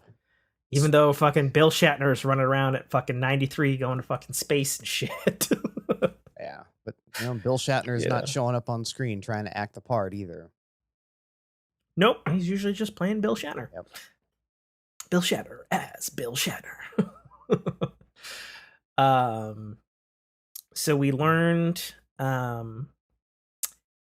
season 2 of Star Trek Strange New Worlds and season 4 of Star Trek Lower Decks are going to have a crossover in both animation and live action, with both episodes being directed by Jonathan Frakes. And I went, holy shit. Color me interested. Also, those 2 don't take place in the same timeline, so that's going to be real interesting. Mm-hmm. And I would assume, since most of the voice actors on Lower Decks are actual regular screen actors that they will just be playing themselves, I would guess. Well, yeah, it depends on if I would guess. the animated are modeled after their real-time counterpart, Maybe. I right? don't know. I could see that going either direction. But either way, that sounds like an amazing crossover that I guess we'll get next year. Um, Season 3 of Lower Decks is going to be out next week, I believe, which is great. That's going to be starting soon. I'm excited for that. There is a teaser trailer that's out on the internet for John Wick 4, Saw that. which looks really good and looks very world traveling and a little bit more Tokyo-y, Mm-hmm. which is fine. There's always something about like I don't know whether it's the Matrix, like the Matrix has ingrained this into me, but there's something about the Asian aesthetic and seeing Keanu Reeves in it that just feels so right.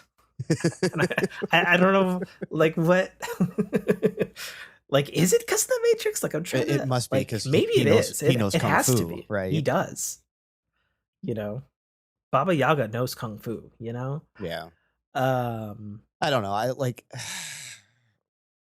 I'm curious, but again, it's another one of those. Keanu's starting to look real stiff too.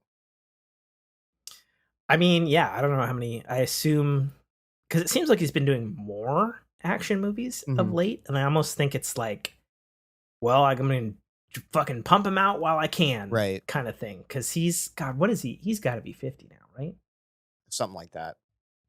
You know, and like, I feel like you can only do so many big action movies once you reach a certain age. You Sure. know, Like, oh, jeez.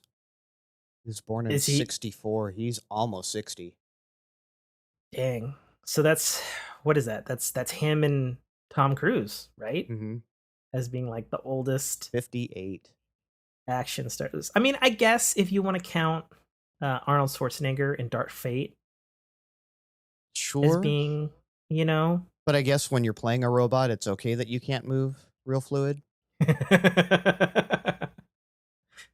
fair, Like Expendables, you as know, much as I love that fair. entire series, man, those guys are getting carried. I never saw the third one. Was it any good? No, it's not. None of them are. I Oh, mean, it's as good as the first two were.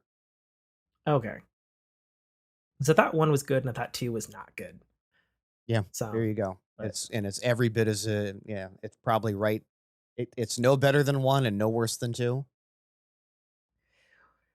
yeah, I mean, I don't know, you know, because The the you the know, bad you plastic don't. surgery is horrible. Yeah, because I mean, you don't want, you know, you don't want the Bruce Willis effect where you do it for so long where you have a fucking degenerative disease pop up on you Hmm. and you're forced into retirement, you know? So, I don't know. We'll see. So I guess that brings us to the absolute metric shit ton Of Marvel news, of MCU news. Yes. I'm I kind of sympathize with Mike's comment on the thread. Dear MCU, stop. Not gonna while they're making money. God, right? And it's not so much like I get it. It's just on top of each other. Like this, the timeline that they posted was Yeah. So here's the two release years. dates. 2 years. All of this stuff is coming. Well, almost 2 years. So MCU release date moving forward, we're gonna get first of all, we're getting Black Panther Wakanda Forever in November, Hmm. and it will be the final MCU Phase 4 movie. MCU Phase 5 will begin with Ant-Man and the Wasp next summer. The following release dates are for the rest of the stuff. We're getting the Secret Invasion TV series in spring of 2023, starring Samuel L. Jackson, Colby Smulders, and I believe, oh god, chick who played Daenerys. is going to be in it as Okay. well. Yeah. Might be the big bad, might not be. We don't know. We're getting an Echo TV show summer of What 2023. is Echo? Watch Hawkeye. I did watch Hawkeye. She's in it. Ooh, which one? The deaf girl. Oh, okay. That's Echo. Okay. I don't know why she needs her own series, personally. Not trying to be like prejudiced against deaf people, Sure. deaf superheroes or nothing, but like I'm like, okay, cool, that's not that interesting to me. Just saying. We're getting Loki season 2 of summer 2023. That one, I've been waiting for that to come back for so freaking long. I guess it was over a year ago. Season 1 came out, wasn't it? Mm-hmm. Yeah, because it wasn't it? No, I think it was WandaVision. Then it was Falcon and the Winter Soldier. Then it was Loki. Yes. Yeah, and there's been some set photo leaks of Loki season 2. All we know for sure is that he will be at a McDonald's in the 70s. For sure. Confirmed. Cool. We're getting the Blade movie November 3rd, 2023. I'm actually excited about this. Because I feel like this is one that is going to be a hard one for the MCU to get right. Not because they don't have like a fucking amazing actor playing Blade with Marshall Ali, but because the OG original rated R Blade movies are actually pretty fucking good. Like they're pretty fucking good movies, right, in my opinion. And so like that's maybe a hard nut to crack. You know, we'll see. We'll see what the setup is for that. You know, we're gonna get Ironheart in fall of 2023, but I want to point out something on Ironheart here. We are getting Ironheart in Wakanda Forever. That is confirmed. If you see the trailer that is online, okay, there's a small scene where there's a Ironheart being laser cut and then smashed out. This has caused a lot of consternation in the Marvel community because some people are saying, oh shit, does that mean that they're going to make her Wakandan? And because the original premise of Ironheart is she's just a random ass, normal African American teenage girl in California who is super smart and makes a fucking Iron Man suit. Mm-hmm. So logically, it would make sense if she was super smart in Wakanda, access to a lot of technology and stuff. But that again is the very same problem of people being like, no, that's the point. She's like a smart person. She doesn't need right. She's a Tony Stark. Wakanda. Right. Yeah. So we'll see how she's introduced in the movie. Because she is for sure being introduced in the movie. We're getting Agatha, Coven of Chaos in winter 2023-2024. I've got mixed opinions on that one. That one either could be it better be a comedy. I hope so. Yeah, because like her character is like evil, and if it's not a comedy, right? But I mean, yeah, Loki was evil, but again, that series was kind of a comedy. True. Yeah, we'll see. I don't know. We'll see about Agatha. We're gonna have a Captain America movie called New World Order, May 3rd, 2024, starring Anthony Mackie. Thank you. I was gonna say Sam Wilson. I was like, that's his character. But he will be the lead, so we'll see. It is being written and directed pretty much by the team who did Falcon and the Winter Soldier TV show. Okay. So hopefully they've cooked up something good. That would be the right people to do it if you sure. Makes sense. This was a huge one. This made so many people happy, and I watched all the press conference on this, so I have other details on things to sprinkle in here as well that are not in the stuff posted in the Discord. Daredevil, Born Again, Disney Plus TV series, 18 episodes long at an hour a pop. This is the Coming one you spring. finally give me the right episode lengths for me, the right season length for me. You give me Daredevil. Well, so it's so funny. People are Ah, like concerned about the fact that if Marvel can't get 6 episodes in an hour, right? What the fuck are they going to do with 18? My kind of thought on that is because he's been gone so long since the Netflix series, and now it's integrated in Disney Plus now, that this is just like, we're giving you what you want kind of statement. okay. It should be stated that in the new trailer for She-Hulk, Daredevil's 100% in it in the very last shot. Mm. He will also be in Echo, and chances are he'll be popping up a lot more in the MCU. I believe Kevin Feige said something like he is positioning Daredevil up front of the street level Avengers for the next phases. And I'm like, that's okay with me. That's where he fucking belongs. Because Okay. he's Daredevil and he's awesome, in my opinion. Particularly the fact that they, of course, are getting Charlie Cox to return to play Daredevil, along with Vincent D'Onofrio playing Wilson Fisk, Kingpin. And then finally, rounding out Phase 4 is Thunderbolts, July 26th, some year, probably 2023, 2024. It says 24. It does? Yep. Does it say it on my thing? I don't see it. Okay, well, whatever. So a lot of people are like, what the fuck is the Thunderbolts? That's probably what your thought is too, Nate. Yes. So Thunderbolts was originally going to happen a lot sooner. Like it was going to happen more recently. Okay, but what is it? It's Evil Avengers.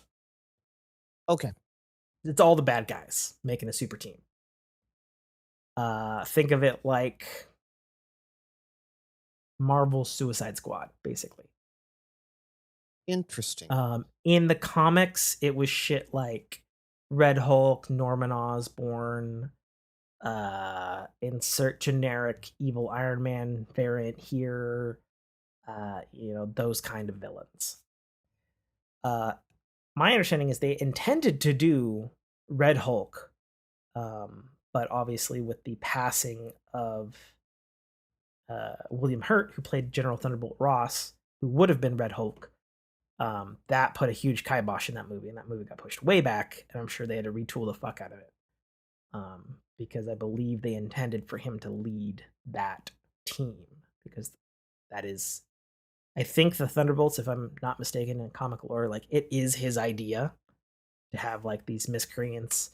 He turns himself into Red Hulk to like wrangle them all, so to speak.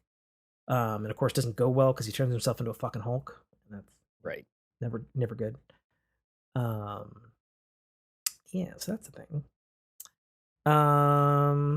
Yeah, we got logos for all of these things. We got release dates for things. And then interestingly, Kevin Feige said that looking ahead to the very end of Phase 5, which none of the movies have been announced yet for that, but he said he was going to announce the final movies for Phase 5 right away, and they are going to be Avengers: The Kang Dynasty and Avengers: Secret Wars. And those who are comic book people know that Secret Wars is perhaps the biggest name you could attach to Avengers of all of the subtitles that they've taken from the comics. So the fact that it's the very last one, and I'm like, I have some hints as to where the whole Marvel saga is going. Right. They've also dubbed this set of 3 phases, 4 and 5 and 6, as the multiverse saga, which is not surprising given all the multiverse shit. There was some other stuff about, we had anecdotal details of trailers that were shown at Comic-Con, but not shown to the public. For example, Guardians of the Galaxy Volume 3 was shown and it will apparently center on Rocket Raccoon and his backstory. And they actually introduced the villain, which is the High Evolutionary, who's this dude who does like crazy shit with genetic stuff, which makes sense. Right. Like, okay, genetic stuff, Rocket Raccoon, got it. And he is being played by an actor whose name I'm forgetting, who also played on James Gunn's Peacemaker, season 1.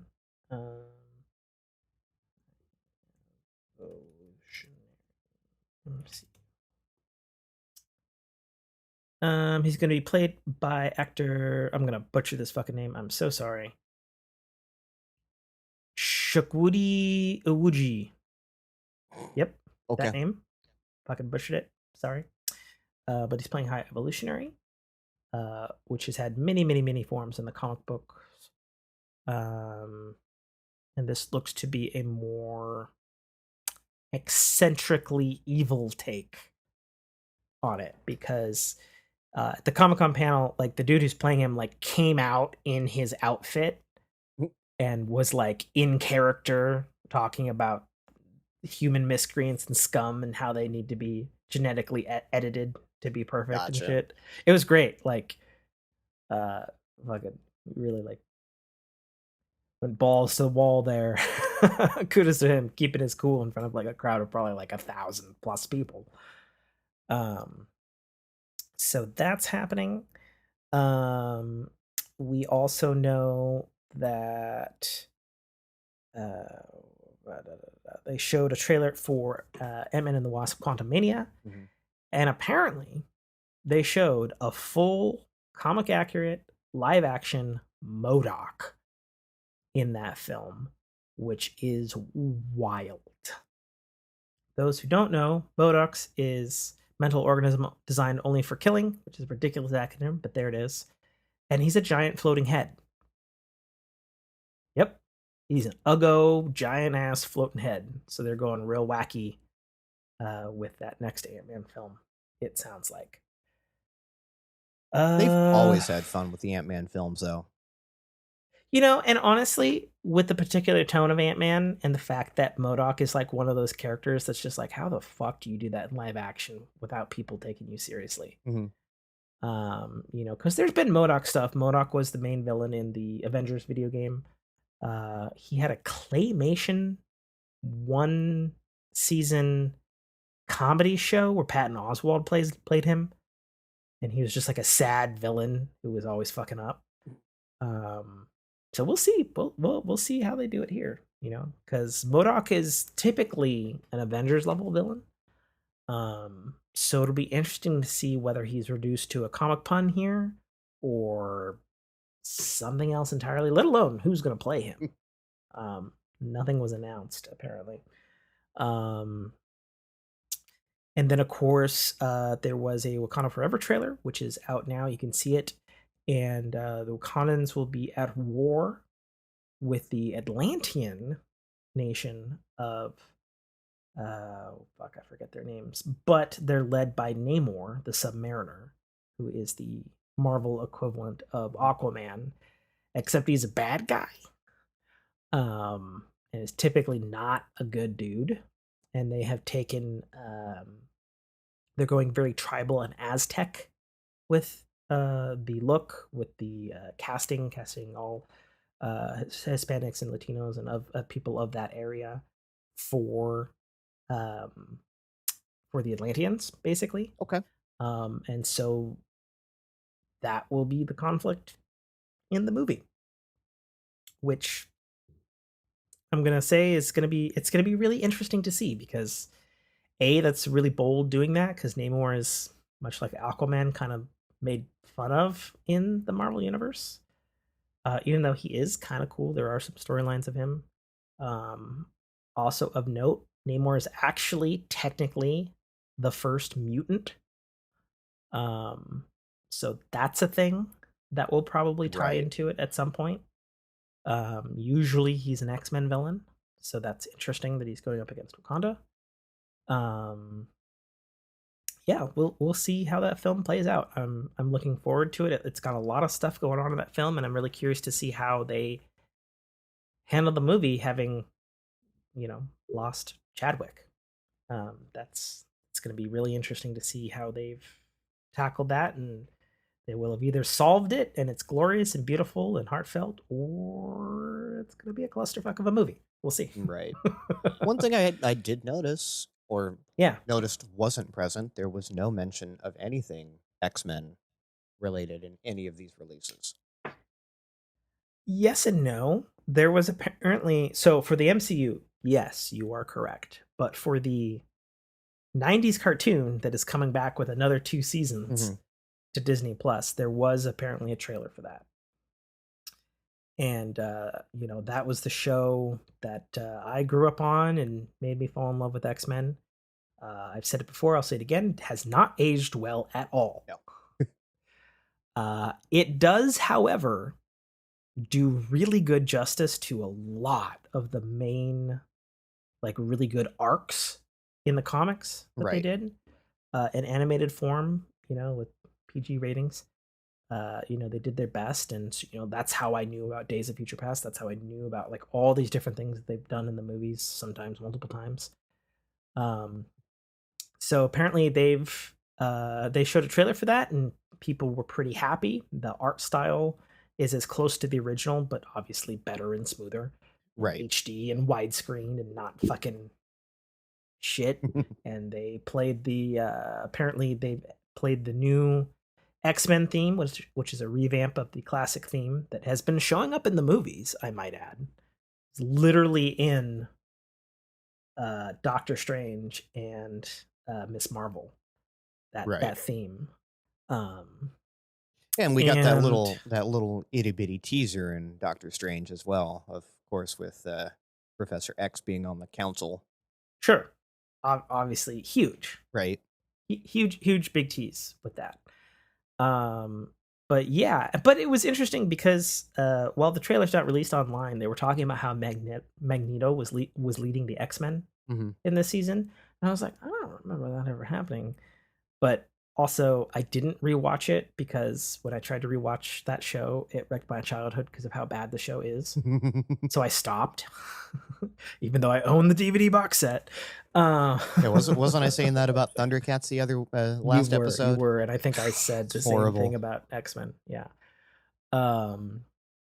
And then I read that apparently Professor X died, but his consciousness went off to go live on an alien planet or some shit in the last episode of the show. I was like, I don't remember that at all, but okay, that's what they're rolling with.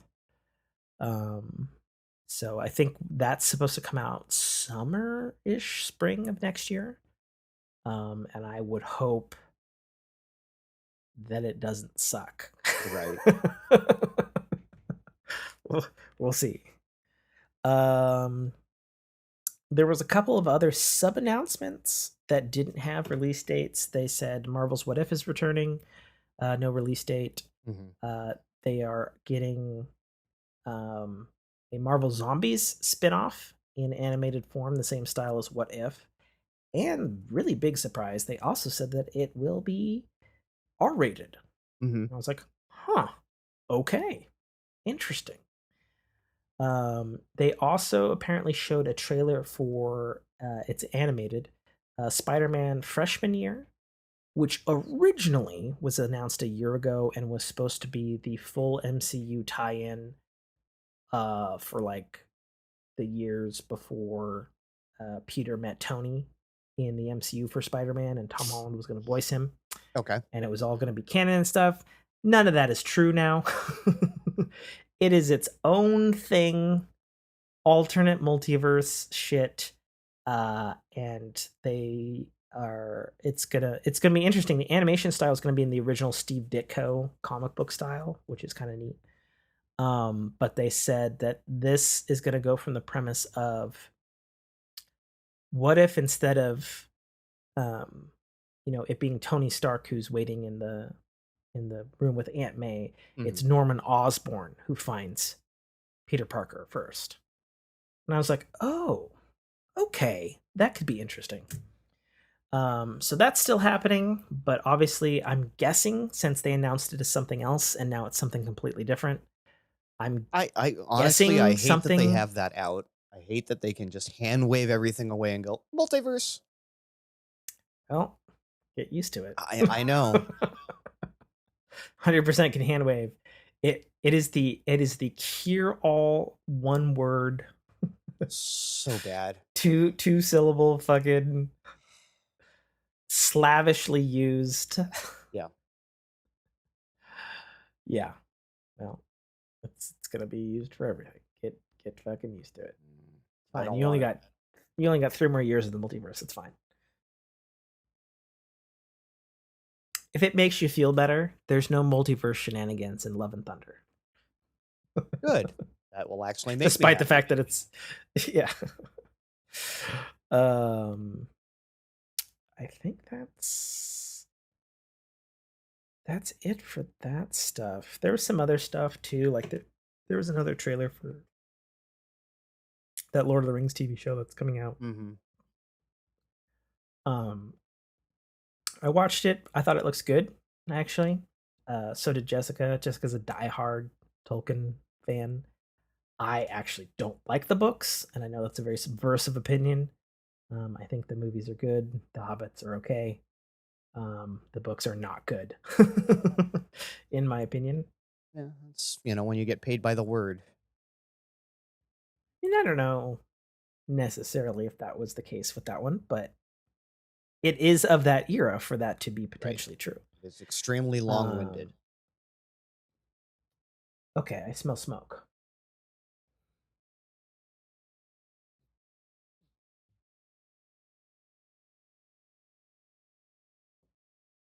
You need to go check on something? I think I should probably go check on some stuff.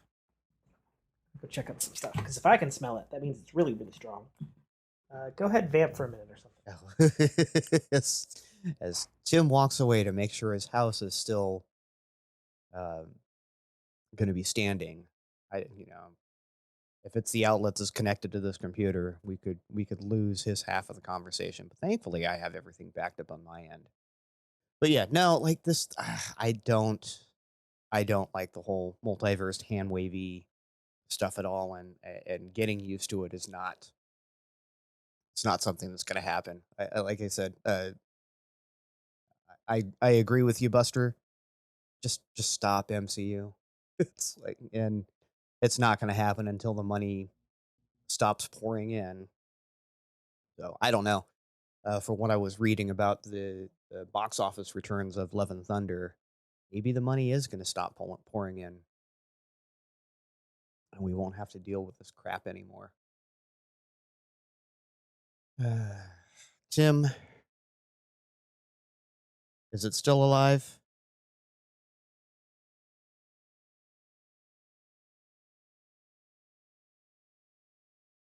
Check my phone, make sure I didn't get a text message from him. It says, shit, my house is on fire. Okay, that's a good sign.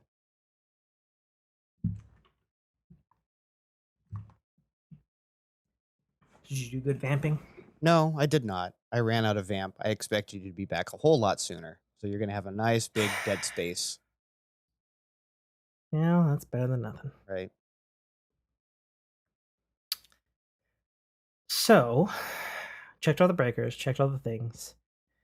Went down to the garage to have open a crack because I have my new work industrial shop fan trying to blow hotness out of the garage. Mm-hmm. After the crack, the garage was smoky. So I'm assuming I went outside, I looked around, checked the breakers, checked things, checked the stove, checked all the things that could possibly catch fire.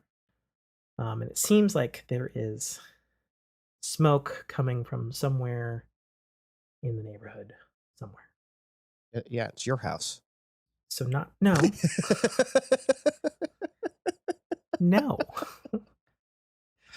Shut up. I checked. The breaker was cool. Everything was fine. Oh my gosh. Entertainment.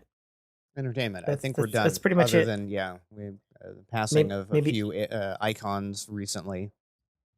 Indeed, two. Basically, if you're in a if you don't count, if you're basically in a mobster movie at this point, you're falling like flies.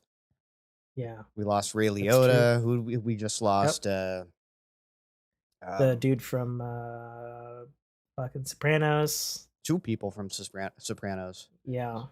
Was it Frankie Fingers? Frankie Love Flip? Frankie. That I was don't a remember character his name. name. Yeah. Yeah. Yeah, he dropped the bucket. We lost David Warner Mm-hmm. of Tron fame, amongst many other things, actually. But Yeah, that was the one I we'll remember. always. That's where I first saw him. Edward Dillinger. Sock. Yep. Did you just say sock? Sark. Sock.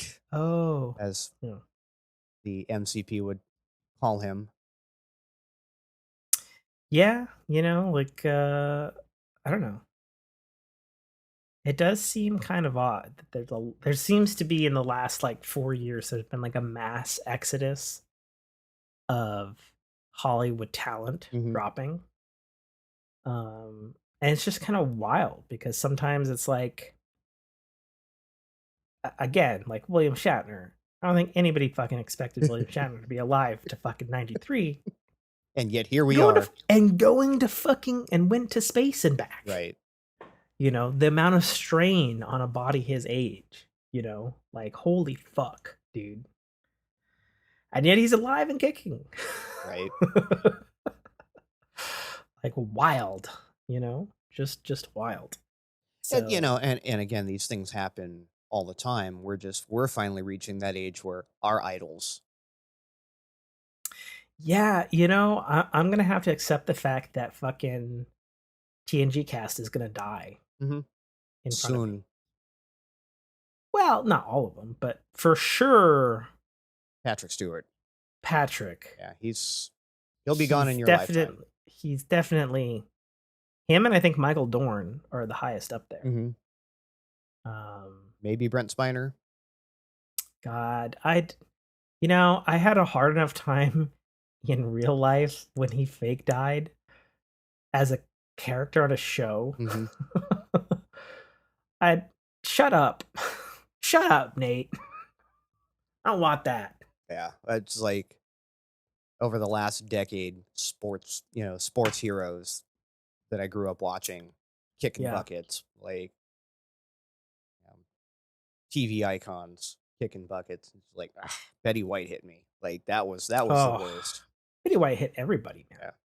Betty fucking White. Right. She's still doing shit. Right. Like I think she had a thing scheduled the next morning. Mm-hmm. Or something fucking crazy. Yeah, she had an interview on how to live to 100. Fuck. Yeah. The irony. Oh. But at the same time, though, isn't that just Betty White? Right. Schedule it. I'm going to die tomorrow. Right. I'm going out, bitches. Oh, man. Wild. Yeah. So what do we have left? We have tech, right? That's it. We got tech. We got a whole lot in tech. I saw yesterday on Adam Savage's Tested that a company called Mojo has a functioning like contact lens AR thing that's got like a 482 pixel, but it's like super sub microscopic pixels, and it like sits over your thing, and it's got eye tracking and Wi-Fi and all this shit and stuff. And they've apparently been working on it since 2015, but they were showing it and they were using it, and I was like, holy shit, that's what fucking Google Glass should be. It's really cool stuff. How are they gonna power this thing? So right now they have it working for a couple of hours.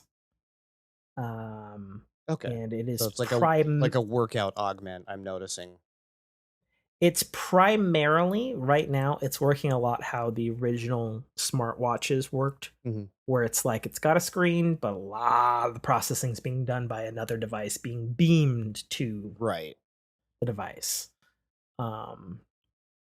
And the way they have it working right now is there's a neck thing, like a U-shaped thing that kind of hangs here, specifically because the RF in the contact lens only needs to go so far, and all the power management stuff was built around having the stuff here on your neck, so you only have so much distance to go, which in prototyping and theory and stuff makes total sense to me. It's like, well, yeah, because then you can calculate it, and then you're not relying on your phone, which may or may not be that close, in which case you got to boost the RF, which is going to drain the battery.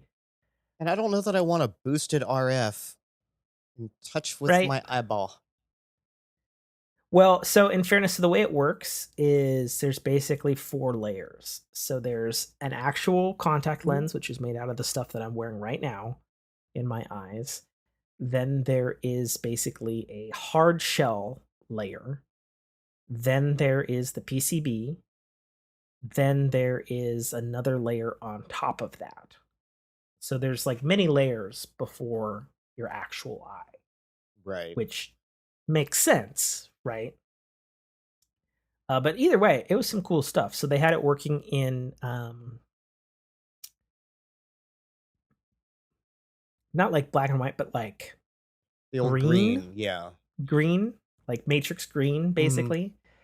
Not color or anything crazy, but they had it working, and they had eye tracking working, and they had it functional. And they were also saying that with 2 of them, they have enough tech in them right now in 2022 that you could do appropriate stereoscopic stuff projected onto an object. Just like color and resolution, all that stuff's not there yet. Mhm. But it was really cool stuff. Encourage people to check it out. Yeah. It's just like a little 10-minute video on Adam Savage just tested. They've got a full website and everything. Cool shit. Mojo.vision. Super So, cool shit. yeah, it's well past the It's in vaporware. the Yeah, the vapor tech. yeah. It is not vapor. So that was some cool stuff. So I had an interesting thing. So my business is finally fed up with our old Macs. Oh, did you get the new tech in? No, I will God get. damn it. I'll get mine, specifically my laptop, in Thursday. Because I didn't need any fucking fancy ass color, so I got the basic ass aluminum silver. Brock wanted the blackest one they had, which is now called Midnight or some shit. And of course, that one's an extra 2 weeks, so he can fucking wait for his fancy ass color. So my company has ordered 2 brand new M2 MacBook Airs. I will be reporting on them when I get mine Thursday. But there was a hiccup because we actually ordered it earlier in July, and we got the basic 256 gigabyte model.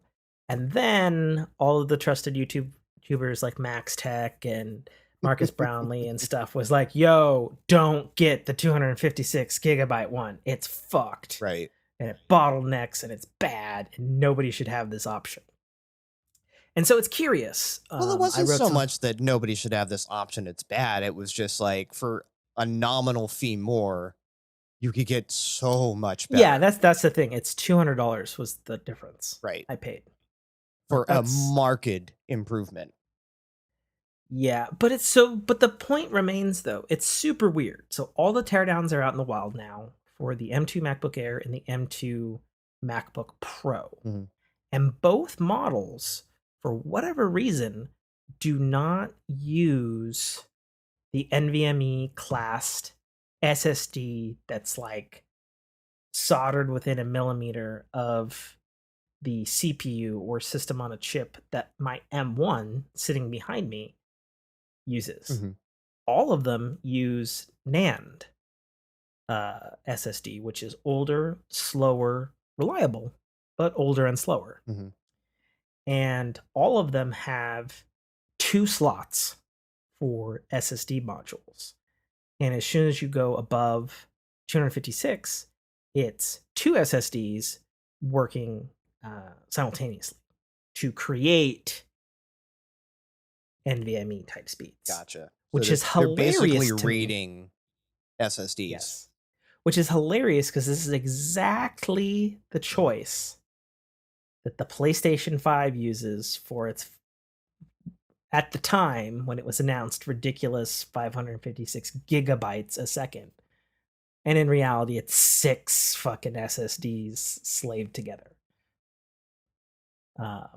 Which is hilarious because they have an M2 slot and I don't know, whatever. Right. So it's really odd.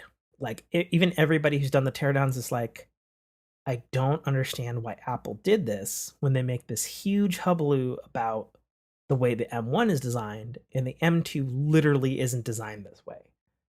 It had to be supply So chain issues. It really that's the only yeah. logical explanation. Yeah, my thought is it goes back to that thing that we reported on. What was it, back in May? I think it was the Samsung SSD chip factory that got completely contaminated and had to get shut down for like 3 months. And it fucked Western Digital. It fucked some of the supply to Apple. It fucked lots of supply to like lots of different people who were buying SSDs. And so my thought is, yeah, and my thought is right there with you, Nate. Like, it has to be that. Because for all intents and purposes, apart from the SSD, the M2 is a much better chip. It's all better tech, it's newer stuff. It's all kinds of goodies and stuff. All the, the benchmarks and stuff are in. But then there's just this weird caveat with the SSD not. And it's just the SSD. It's not even the NVMe slot. Well, it doesn't have one. Oh.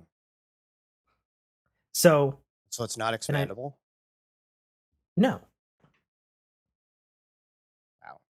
How very Apple of them. I mean, the M1 wasn't expandable either, but the point remains, the SSD in that one is fucking butt buddies with the CPU and the GPU and the RAM and everything else to make it all go direct super memory fast. channel. Yeah.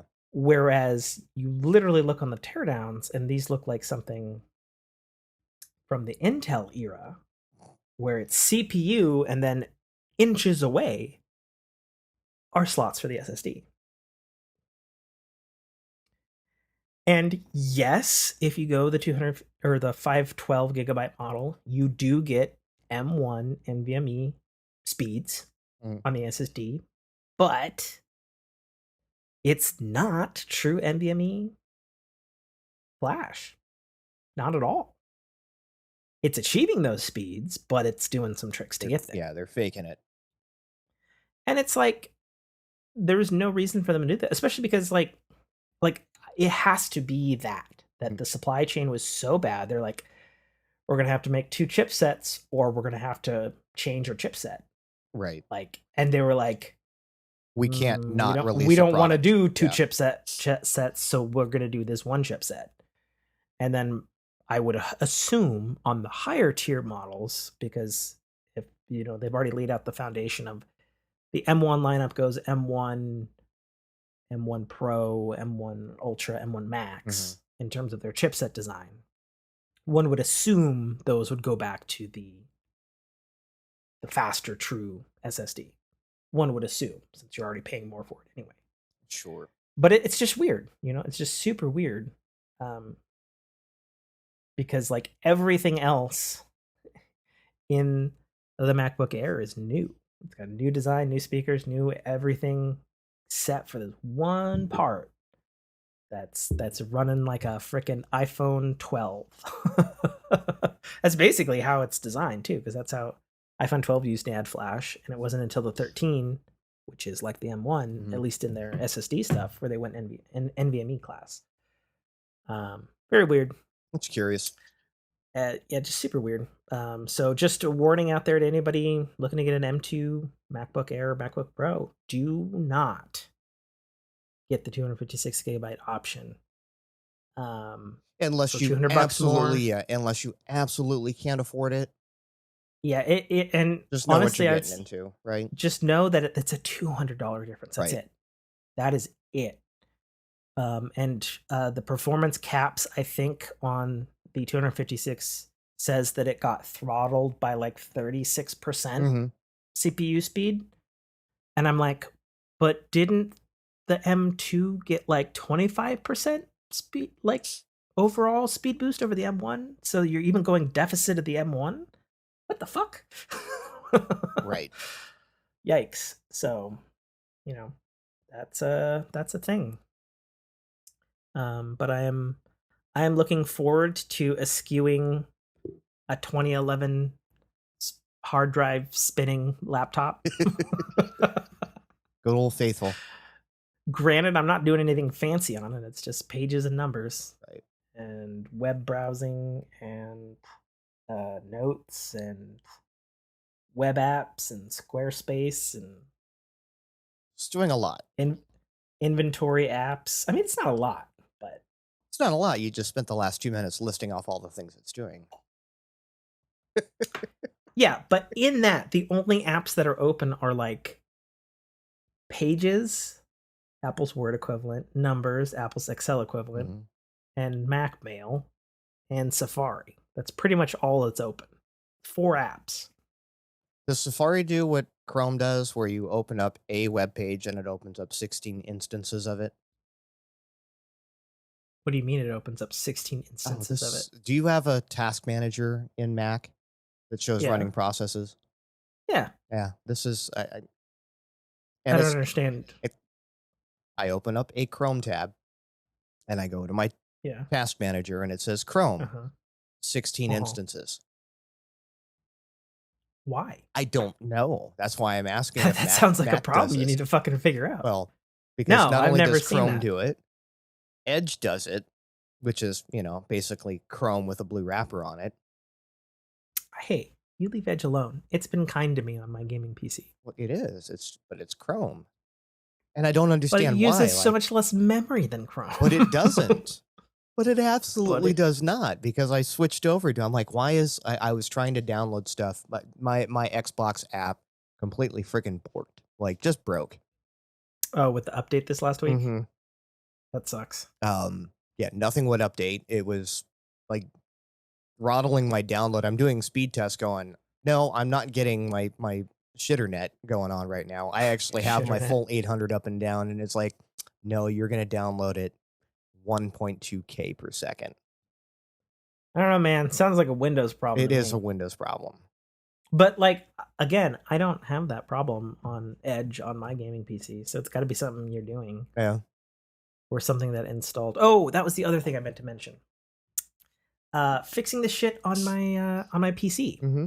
So I finally fixed the crash with Streamlabs and the Raiden software. Mm-hmm. I fucking uninstalled everything and reinstalled fresh the GPU drivers and all that stuff, and it fixed everything. Good. And I was like, yay. Because I think maybe it had been you, maybe it was Tony, I'm not sure. But somebody had said, don't do that unless shit is absolutely broken. That wouldn't have been me. Okay. Well, I did that, and it was a little nerve-wracking because it was doing shit for like 3 hours. Mm-hmm. Screen was blinking, resizing, all kinds of shit. But haven't had any problems with Streamlabs. Well, see, that was something I was having issues with, great. that I turned off in Chrome. And turned off in Edge, was the use hardware acceleration for websites. And I would turn on my because I have a third monitor, a 55-inch TV. I would turn that on. Yeah. And my browser window would resize, and all 3 of my monitors would blink. That sucks. Right? Or I would open up, in this case, I would have like you streaming, and I would open up Destiny, and the stream would go to complete shit or start stuttering out while I was playing the game. And I'm like, this is a website. Should not be having this issue. And and again, looking at all the memory usage, I think after turning off that hardware acceleration, it's been much more kind. See, that's so weird because I always turn hardware acceleration on my PC if it has an option for it. On Edge, on the Streamlabs encoding stuff. And it just, for me, it worked great. It works better. Yeah. It just works better. Because if I don't have those turned on, my the jet engines start on the PC. And there's quite a lot of fans in this thing, so it's like Jesus. One of the joys of being liquid cool, I guess. I guess. I don't know. I would assume. I don't know.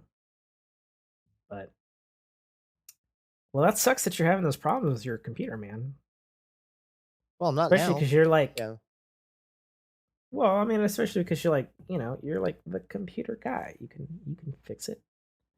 Shove another Duplo block on it. Right. Well, and part of the difference is I do a whole lot on this. It's it's not just it's not a third console for me. Right. It's more your primary. Mm-hmm. Yeah. Well, I don't know. What I do all my photo editing on. I do all the Maybe. audio editing on, everything. Yeah. So, I mean, I don't know. Maybe you need to give it more of a tune-up than a Duplo block. yeah, I know. I think I definitely need more RAM in it. How much RAM do you have? I want to say 32, but it might only be 16. It is only 16. That's probably your problem. Yeah, that's a lot of my problem. See, and that's probably why I don't see that problem, because this machine does have 32. Right. So, yeah. And especially, not poking specific fun, just stating it as facts. On the Windows side, shit seems to be more RAM hungry. Oh, for sure. For sure. Yeah. It's not poking fun if it's true. Yeah, that's why I was qualifying it before I said it. You know better. I'm the last person that's going to be like, that's going to get offended and fanboy out unless you're telling blatant lies. Let's see. Maybe I can make up a lie right now. I don't know. 2 is the best OS for PCs. Linux people are screaming at me right now. No? No. Okay. Let's see what else. You just put more Freon in the machine, right? No. We download more RAM. You download more RAM. That's right. That's an old one. Ah, yes. Download. But yeah, that is probably more of an issue than anything else. Cut corners. I had to cut corners when this was being built because how many slots you got? 4. Oh, you've got 4. Yeah, okay. I have plenty of slots. What are the slots rated at? I was actually just looking that up. Because if it's DDR3, you might not getting more RAM might not help you. Right. 4, you're probably still okay. 5, you're sitting pretty. It should be. I would think 4. MS. Well, how old's your machine? 2021 it was built, so it could be. It's got to be 4. I mean, it's an i9. Well, that doesn't necessarily mean anything good. i9 10th gen. I stand by what I said. Now you're just being a dick. Yes. We're at the bottom of the glass. Oh no. What's the RAM? I'm trying to find it. Okay. Man, you're the one who tells me where I need to go to find my RAM. Well, they give me this stupid little app that doesn't optimize for the screen. Well, why don't you just go into your hardware in the Windows? It'll tell you what it is. Instead of like a stupid MSI app. Yeah. Where is it? Memory. Where is memory? Because if Windows is good at one thing, it's good at finding what shit's connected to it. And recognizing what it is. And whether or not it is or isn't, or has a driver or not a driver. Why am I not seeing memory? Well, there's your problem. You're running your computer without any RAM.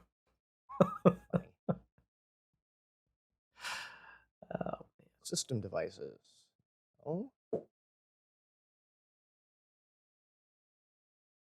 There's literally not a, let me see if I can view show hidden devices.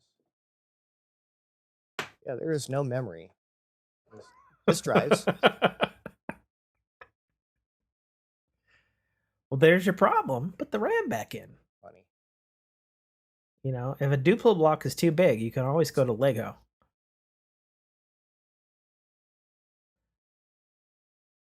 Then if you wanted to accessorize the inside of your computer, you could always use a Mega Bloks Construct. They got a bunch of Halo ones. Shove a little Master Chief, put his hands up in there holding the RAM in. That's funny.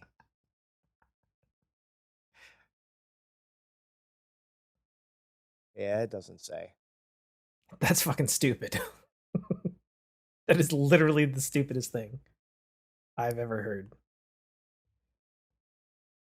I just wanted to try to find the make and model of my motherboard. I know it's an That's- MSI. I want to say it's an A490 or something like that.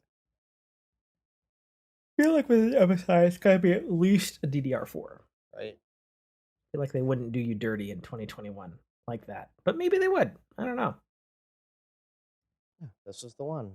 Z490A Pro. Okay.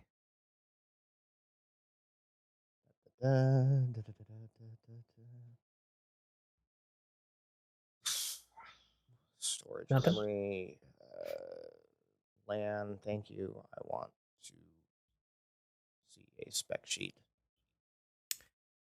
This week on the Fork in Your Ear podcast, as we listen supports to Nate, DDR4 memory up to 5,000 megahertz. Well, supports, but that doesn't mean what's in it. Oh, what's in it is not. It's probably DDR. I know it's 1330. It'd have to be 3. It wouldn't be a 2. Yeah, it's 1330 megahertz memory. It's garbage. Well, maybe you should fucking upgrade your goddamn RAM. That's probably a good idea. Now that memory is not through the fucking roof anymore. Yeah, RAM's pretty cheap these days.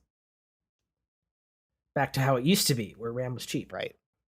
Yeah. Remember, folks, I built this right in the heart of the pandemic, and right when video cards were being scalped all over the place or unfound. So I made my concessions. Fair enough. But that sounds like your problem right there. You have a very little amount of slow ass RAM. Yep. Little amount of slow ass RAM. Your system ain't even living to its potential. Right. For sure, with that lower RAM. Yeah, I'm out of things to say. Cool. That's a good problem to have. We're at 2.5 hours, which is about where we like to be. I think we're either at the end of the show, or we could remember that once upon a time we talked about the 5th segment on questions and haven't fucking revisited it since. Of which I have no questions prepared. So I guess the question would be, bonus round or this is it? I think this is it. Fair enough, because I feel like I'm in a pool of my own sweat, and it is gross. So turn on the air conditioning and put out the fire in your garage. It's not in my garage, man. I checked things. I made sure the transformers were unplugged on my test bed. I made sure the panel was cool. It was in my garage. I just had it cracked open a little bit so I could use the industrial fan. Right. Which, by the way, speaking of technology, that fucking DeWalt industrial fan I got, holy shit, is it great. It is the quietest fucking fan I have ever seen that's that large. Like, it is ridiculous. And it's efficient at its job. So, a little expensive, though. Yes. I must say. Most quality things are. 130 for a fan? That's a lot. For a fan. For a fan. Yes. But I can't take it onto construction sites, and it is saving me at least until 2 o'clock in the afternoon when I'm working in the garage. Because at 2 o'clock, then it's just like, nope, I'm puddle on the floor. I need fluids. I'm gonna go dehydrate now. Right. Oh my God, cat. All right, this brings us to the end of another episode of the Fork in Your Ear podcast. I'm your host, as always, author, podcaster, and gamer, and very occasional streamer, Tim K. Trotter. This has been Nate Foo, GG N8 Foo FOO. Yes. on Twitter, and you N8 can FOO listen on to Twitch. his old whiskey podcast episodes because there's no new ones. None yet. And get forked, folks. All right.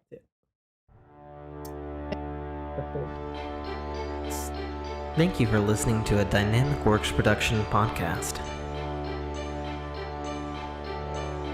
You can find our podcast at www.dynamicworksproductions.com.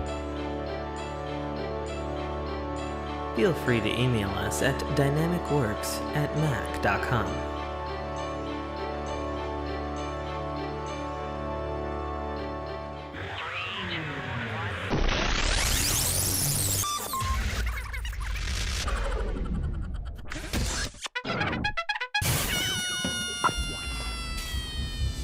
This is Dominic Armato, the voice of Guybrush Threepwood, and you're listening to a Dynamic Works production podcast. The Citadel, Arrival, is the first installment in a series of epic science fiction short stories reminiscent of the Pulp Fiction style. It's a fast-paced story that will take you through twists and turns that you will not expect, until they are thrust upon you with all the force, excitement, and chaos of a plasma cannon blast. The story follows Katarl, a nobody cog in the working wheels of a futuristic society run completely by Megacorp, a corporation that carefully runs and manages the lives of the people living under its sphere of power. On one of Katarl's few and far between days off from work, an outing he had hoped would be fun and relaxing turns into an explosive adventure that drags him kicking and screaming into situations and challenges that will make him question every aspect of his life. Watch this colorful tapestry unfurl as Katarl and his newfound allies find their way through this classic, yet oddly surprising tale of good and evil, where nothing is quite what it appears to be. That's The Citadel, Arrival, by author Tim K. Trotter, available right now on Amazon Kindle Store and iTunes iBookstore for only $2.99.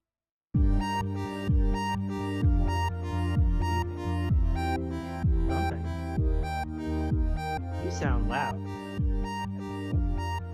Yeah. Interesting. I'm actually volume down by normal standards. Actually, you know what you sound like? You sound like you're on not that mic. That might be it. You sound like, yeah. Okay, let's see how this thing works. Oh, there we go. Oh, Okay, you would be correct. hey, I think this works. Is that better? Oh, 1,000 times better. Okay. Now let me turn the noise cancellation back on. Oh. Oh, hey, you got light. Yeah, I got a thing. Nice. Yeah. That's quite nicely. How do I get the glare? I do this. Which No, I think my light overhead is still better.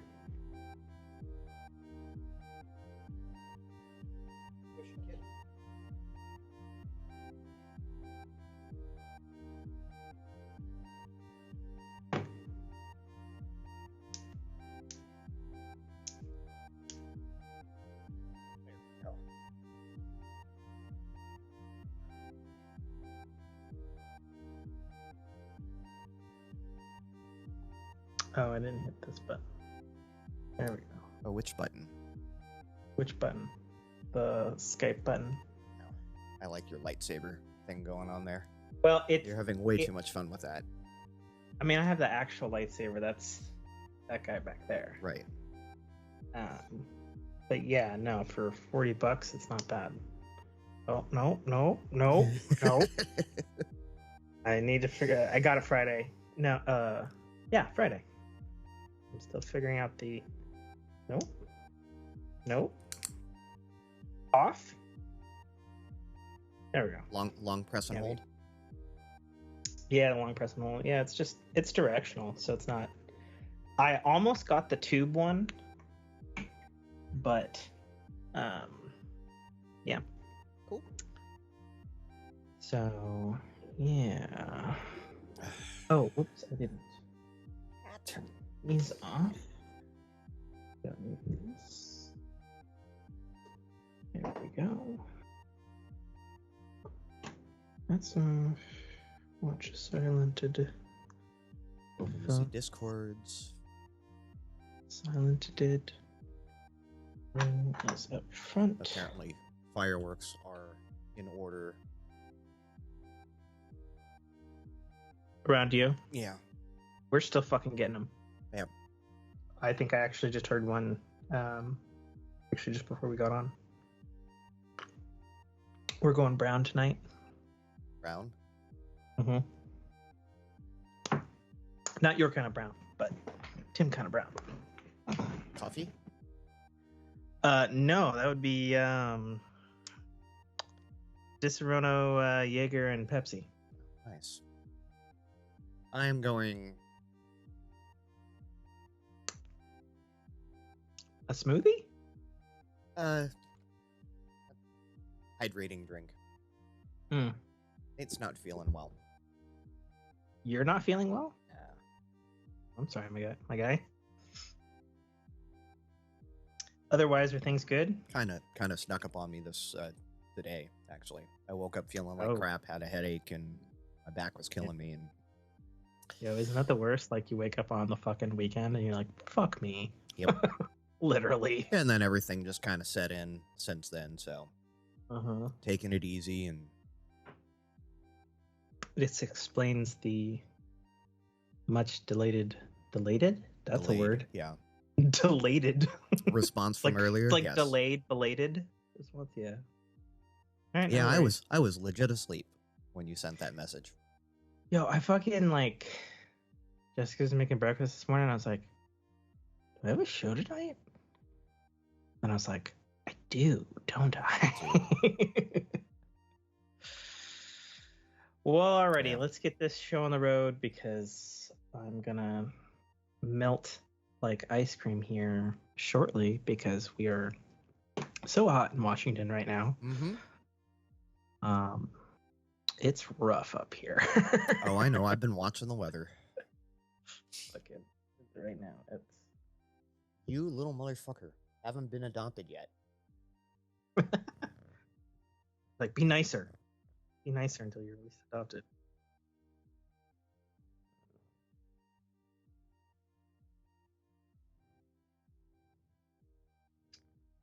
Well, it was 96 an hour ago, but it's saying it dropped to 82, so that's not too bad. You could almost open a window and get the house cooler at this point, right? Yeah, but that's not gonna happen. I don't even know what it is outside now. It's actually gonna drop as low as 62 this evening, before jumping back up to 94. Yep, that's a nope. It's a nope for me. Yeah, it's currently 82 outside. Well, we're in similar heat then. Yes. Similar heat indeed. All right.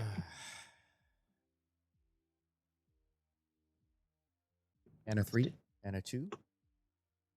Oh, I need to say things too. Oh, okay. Together now. In 3, 2, 1. Cut in.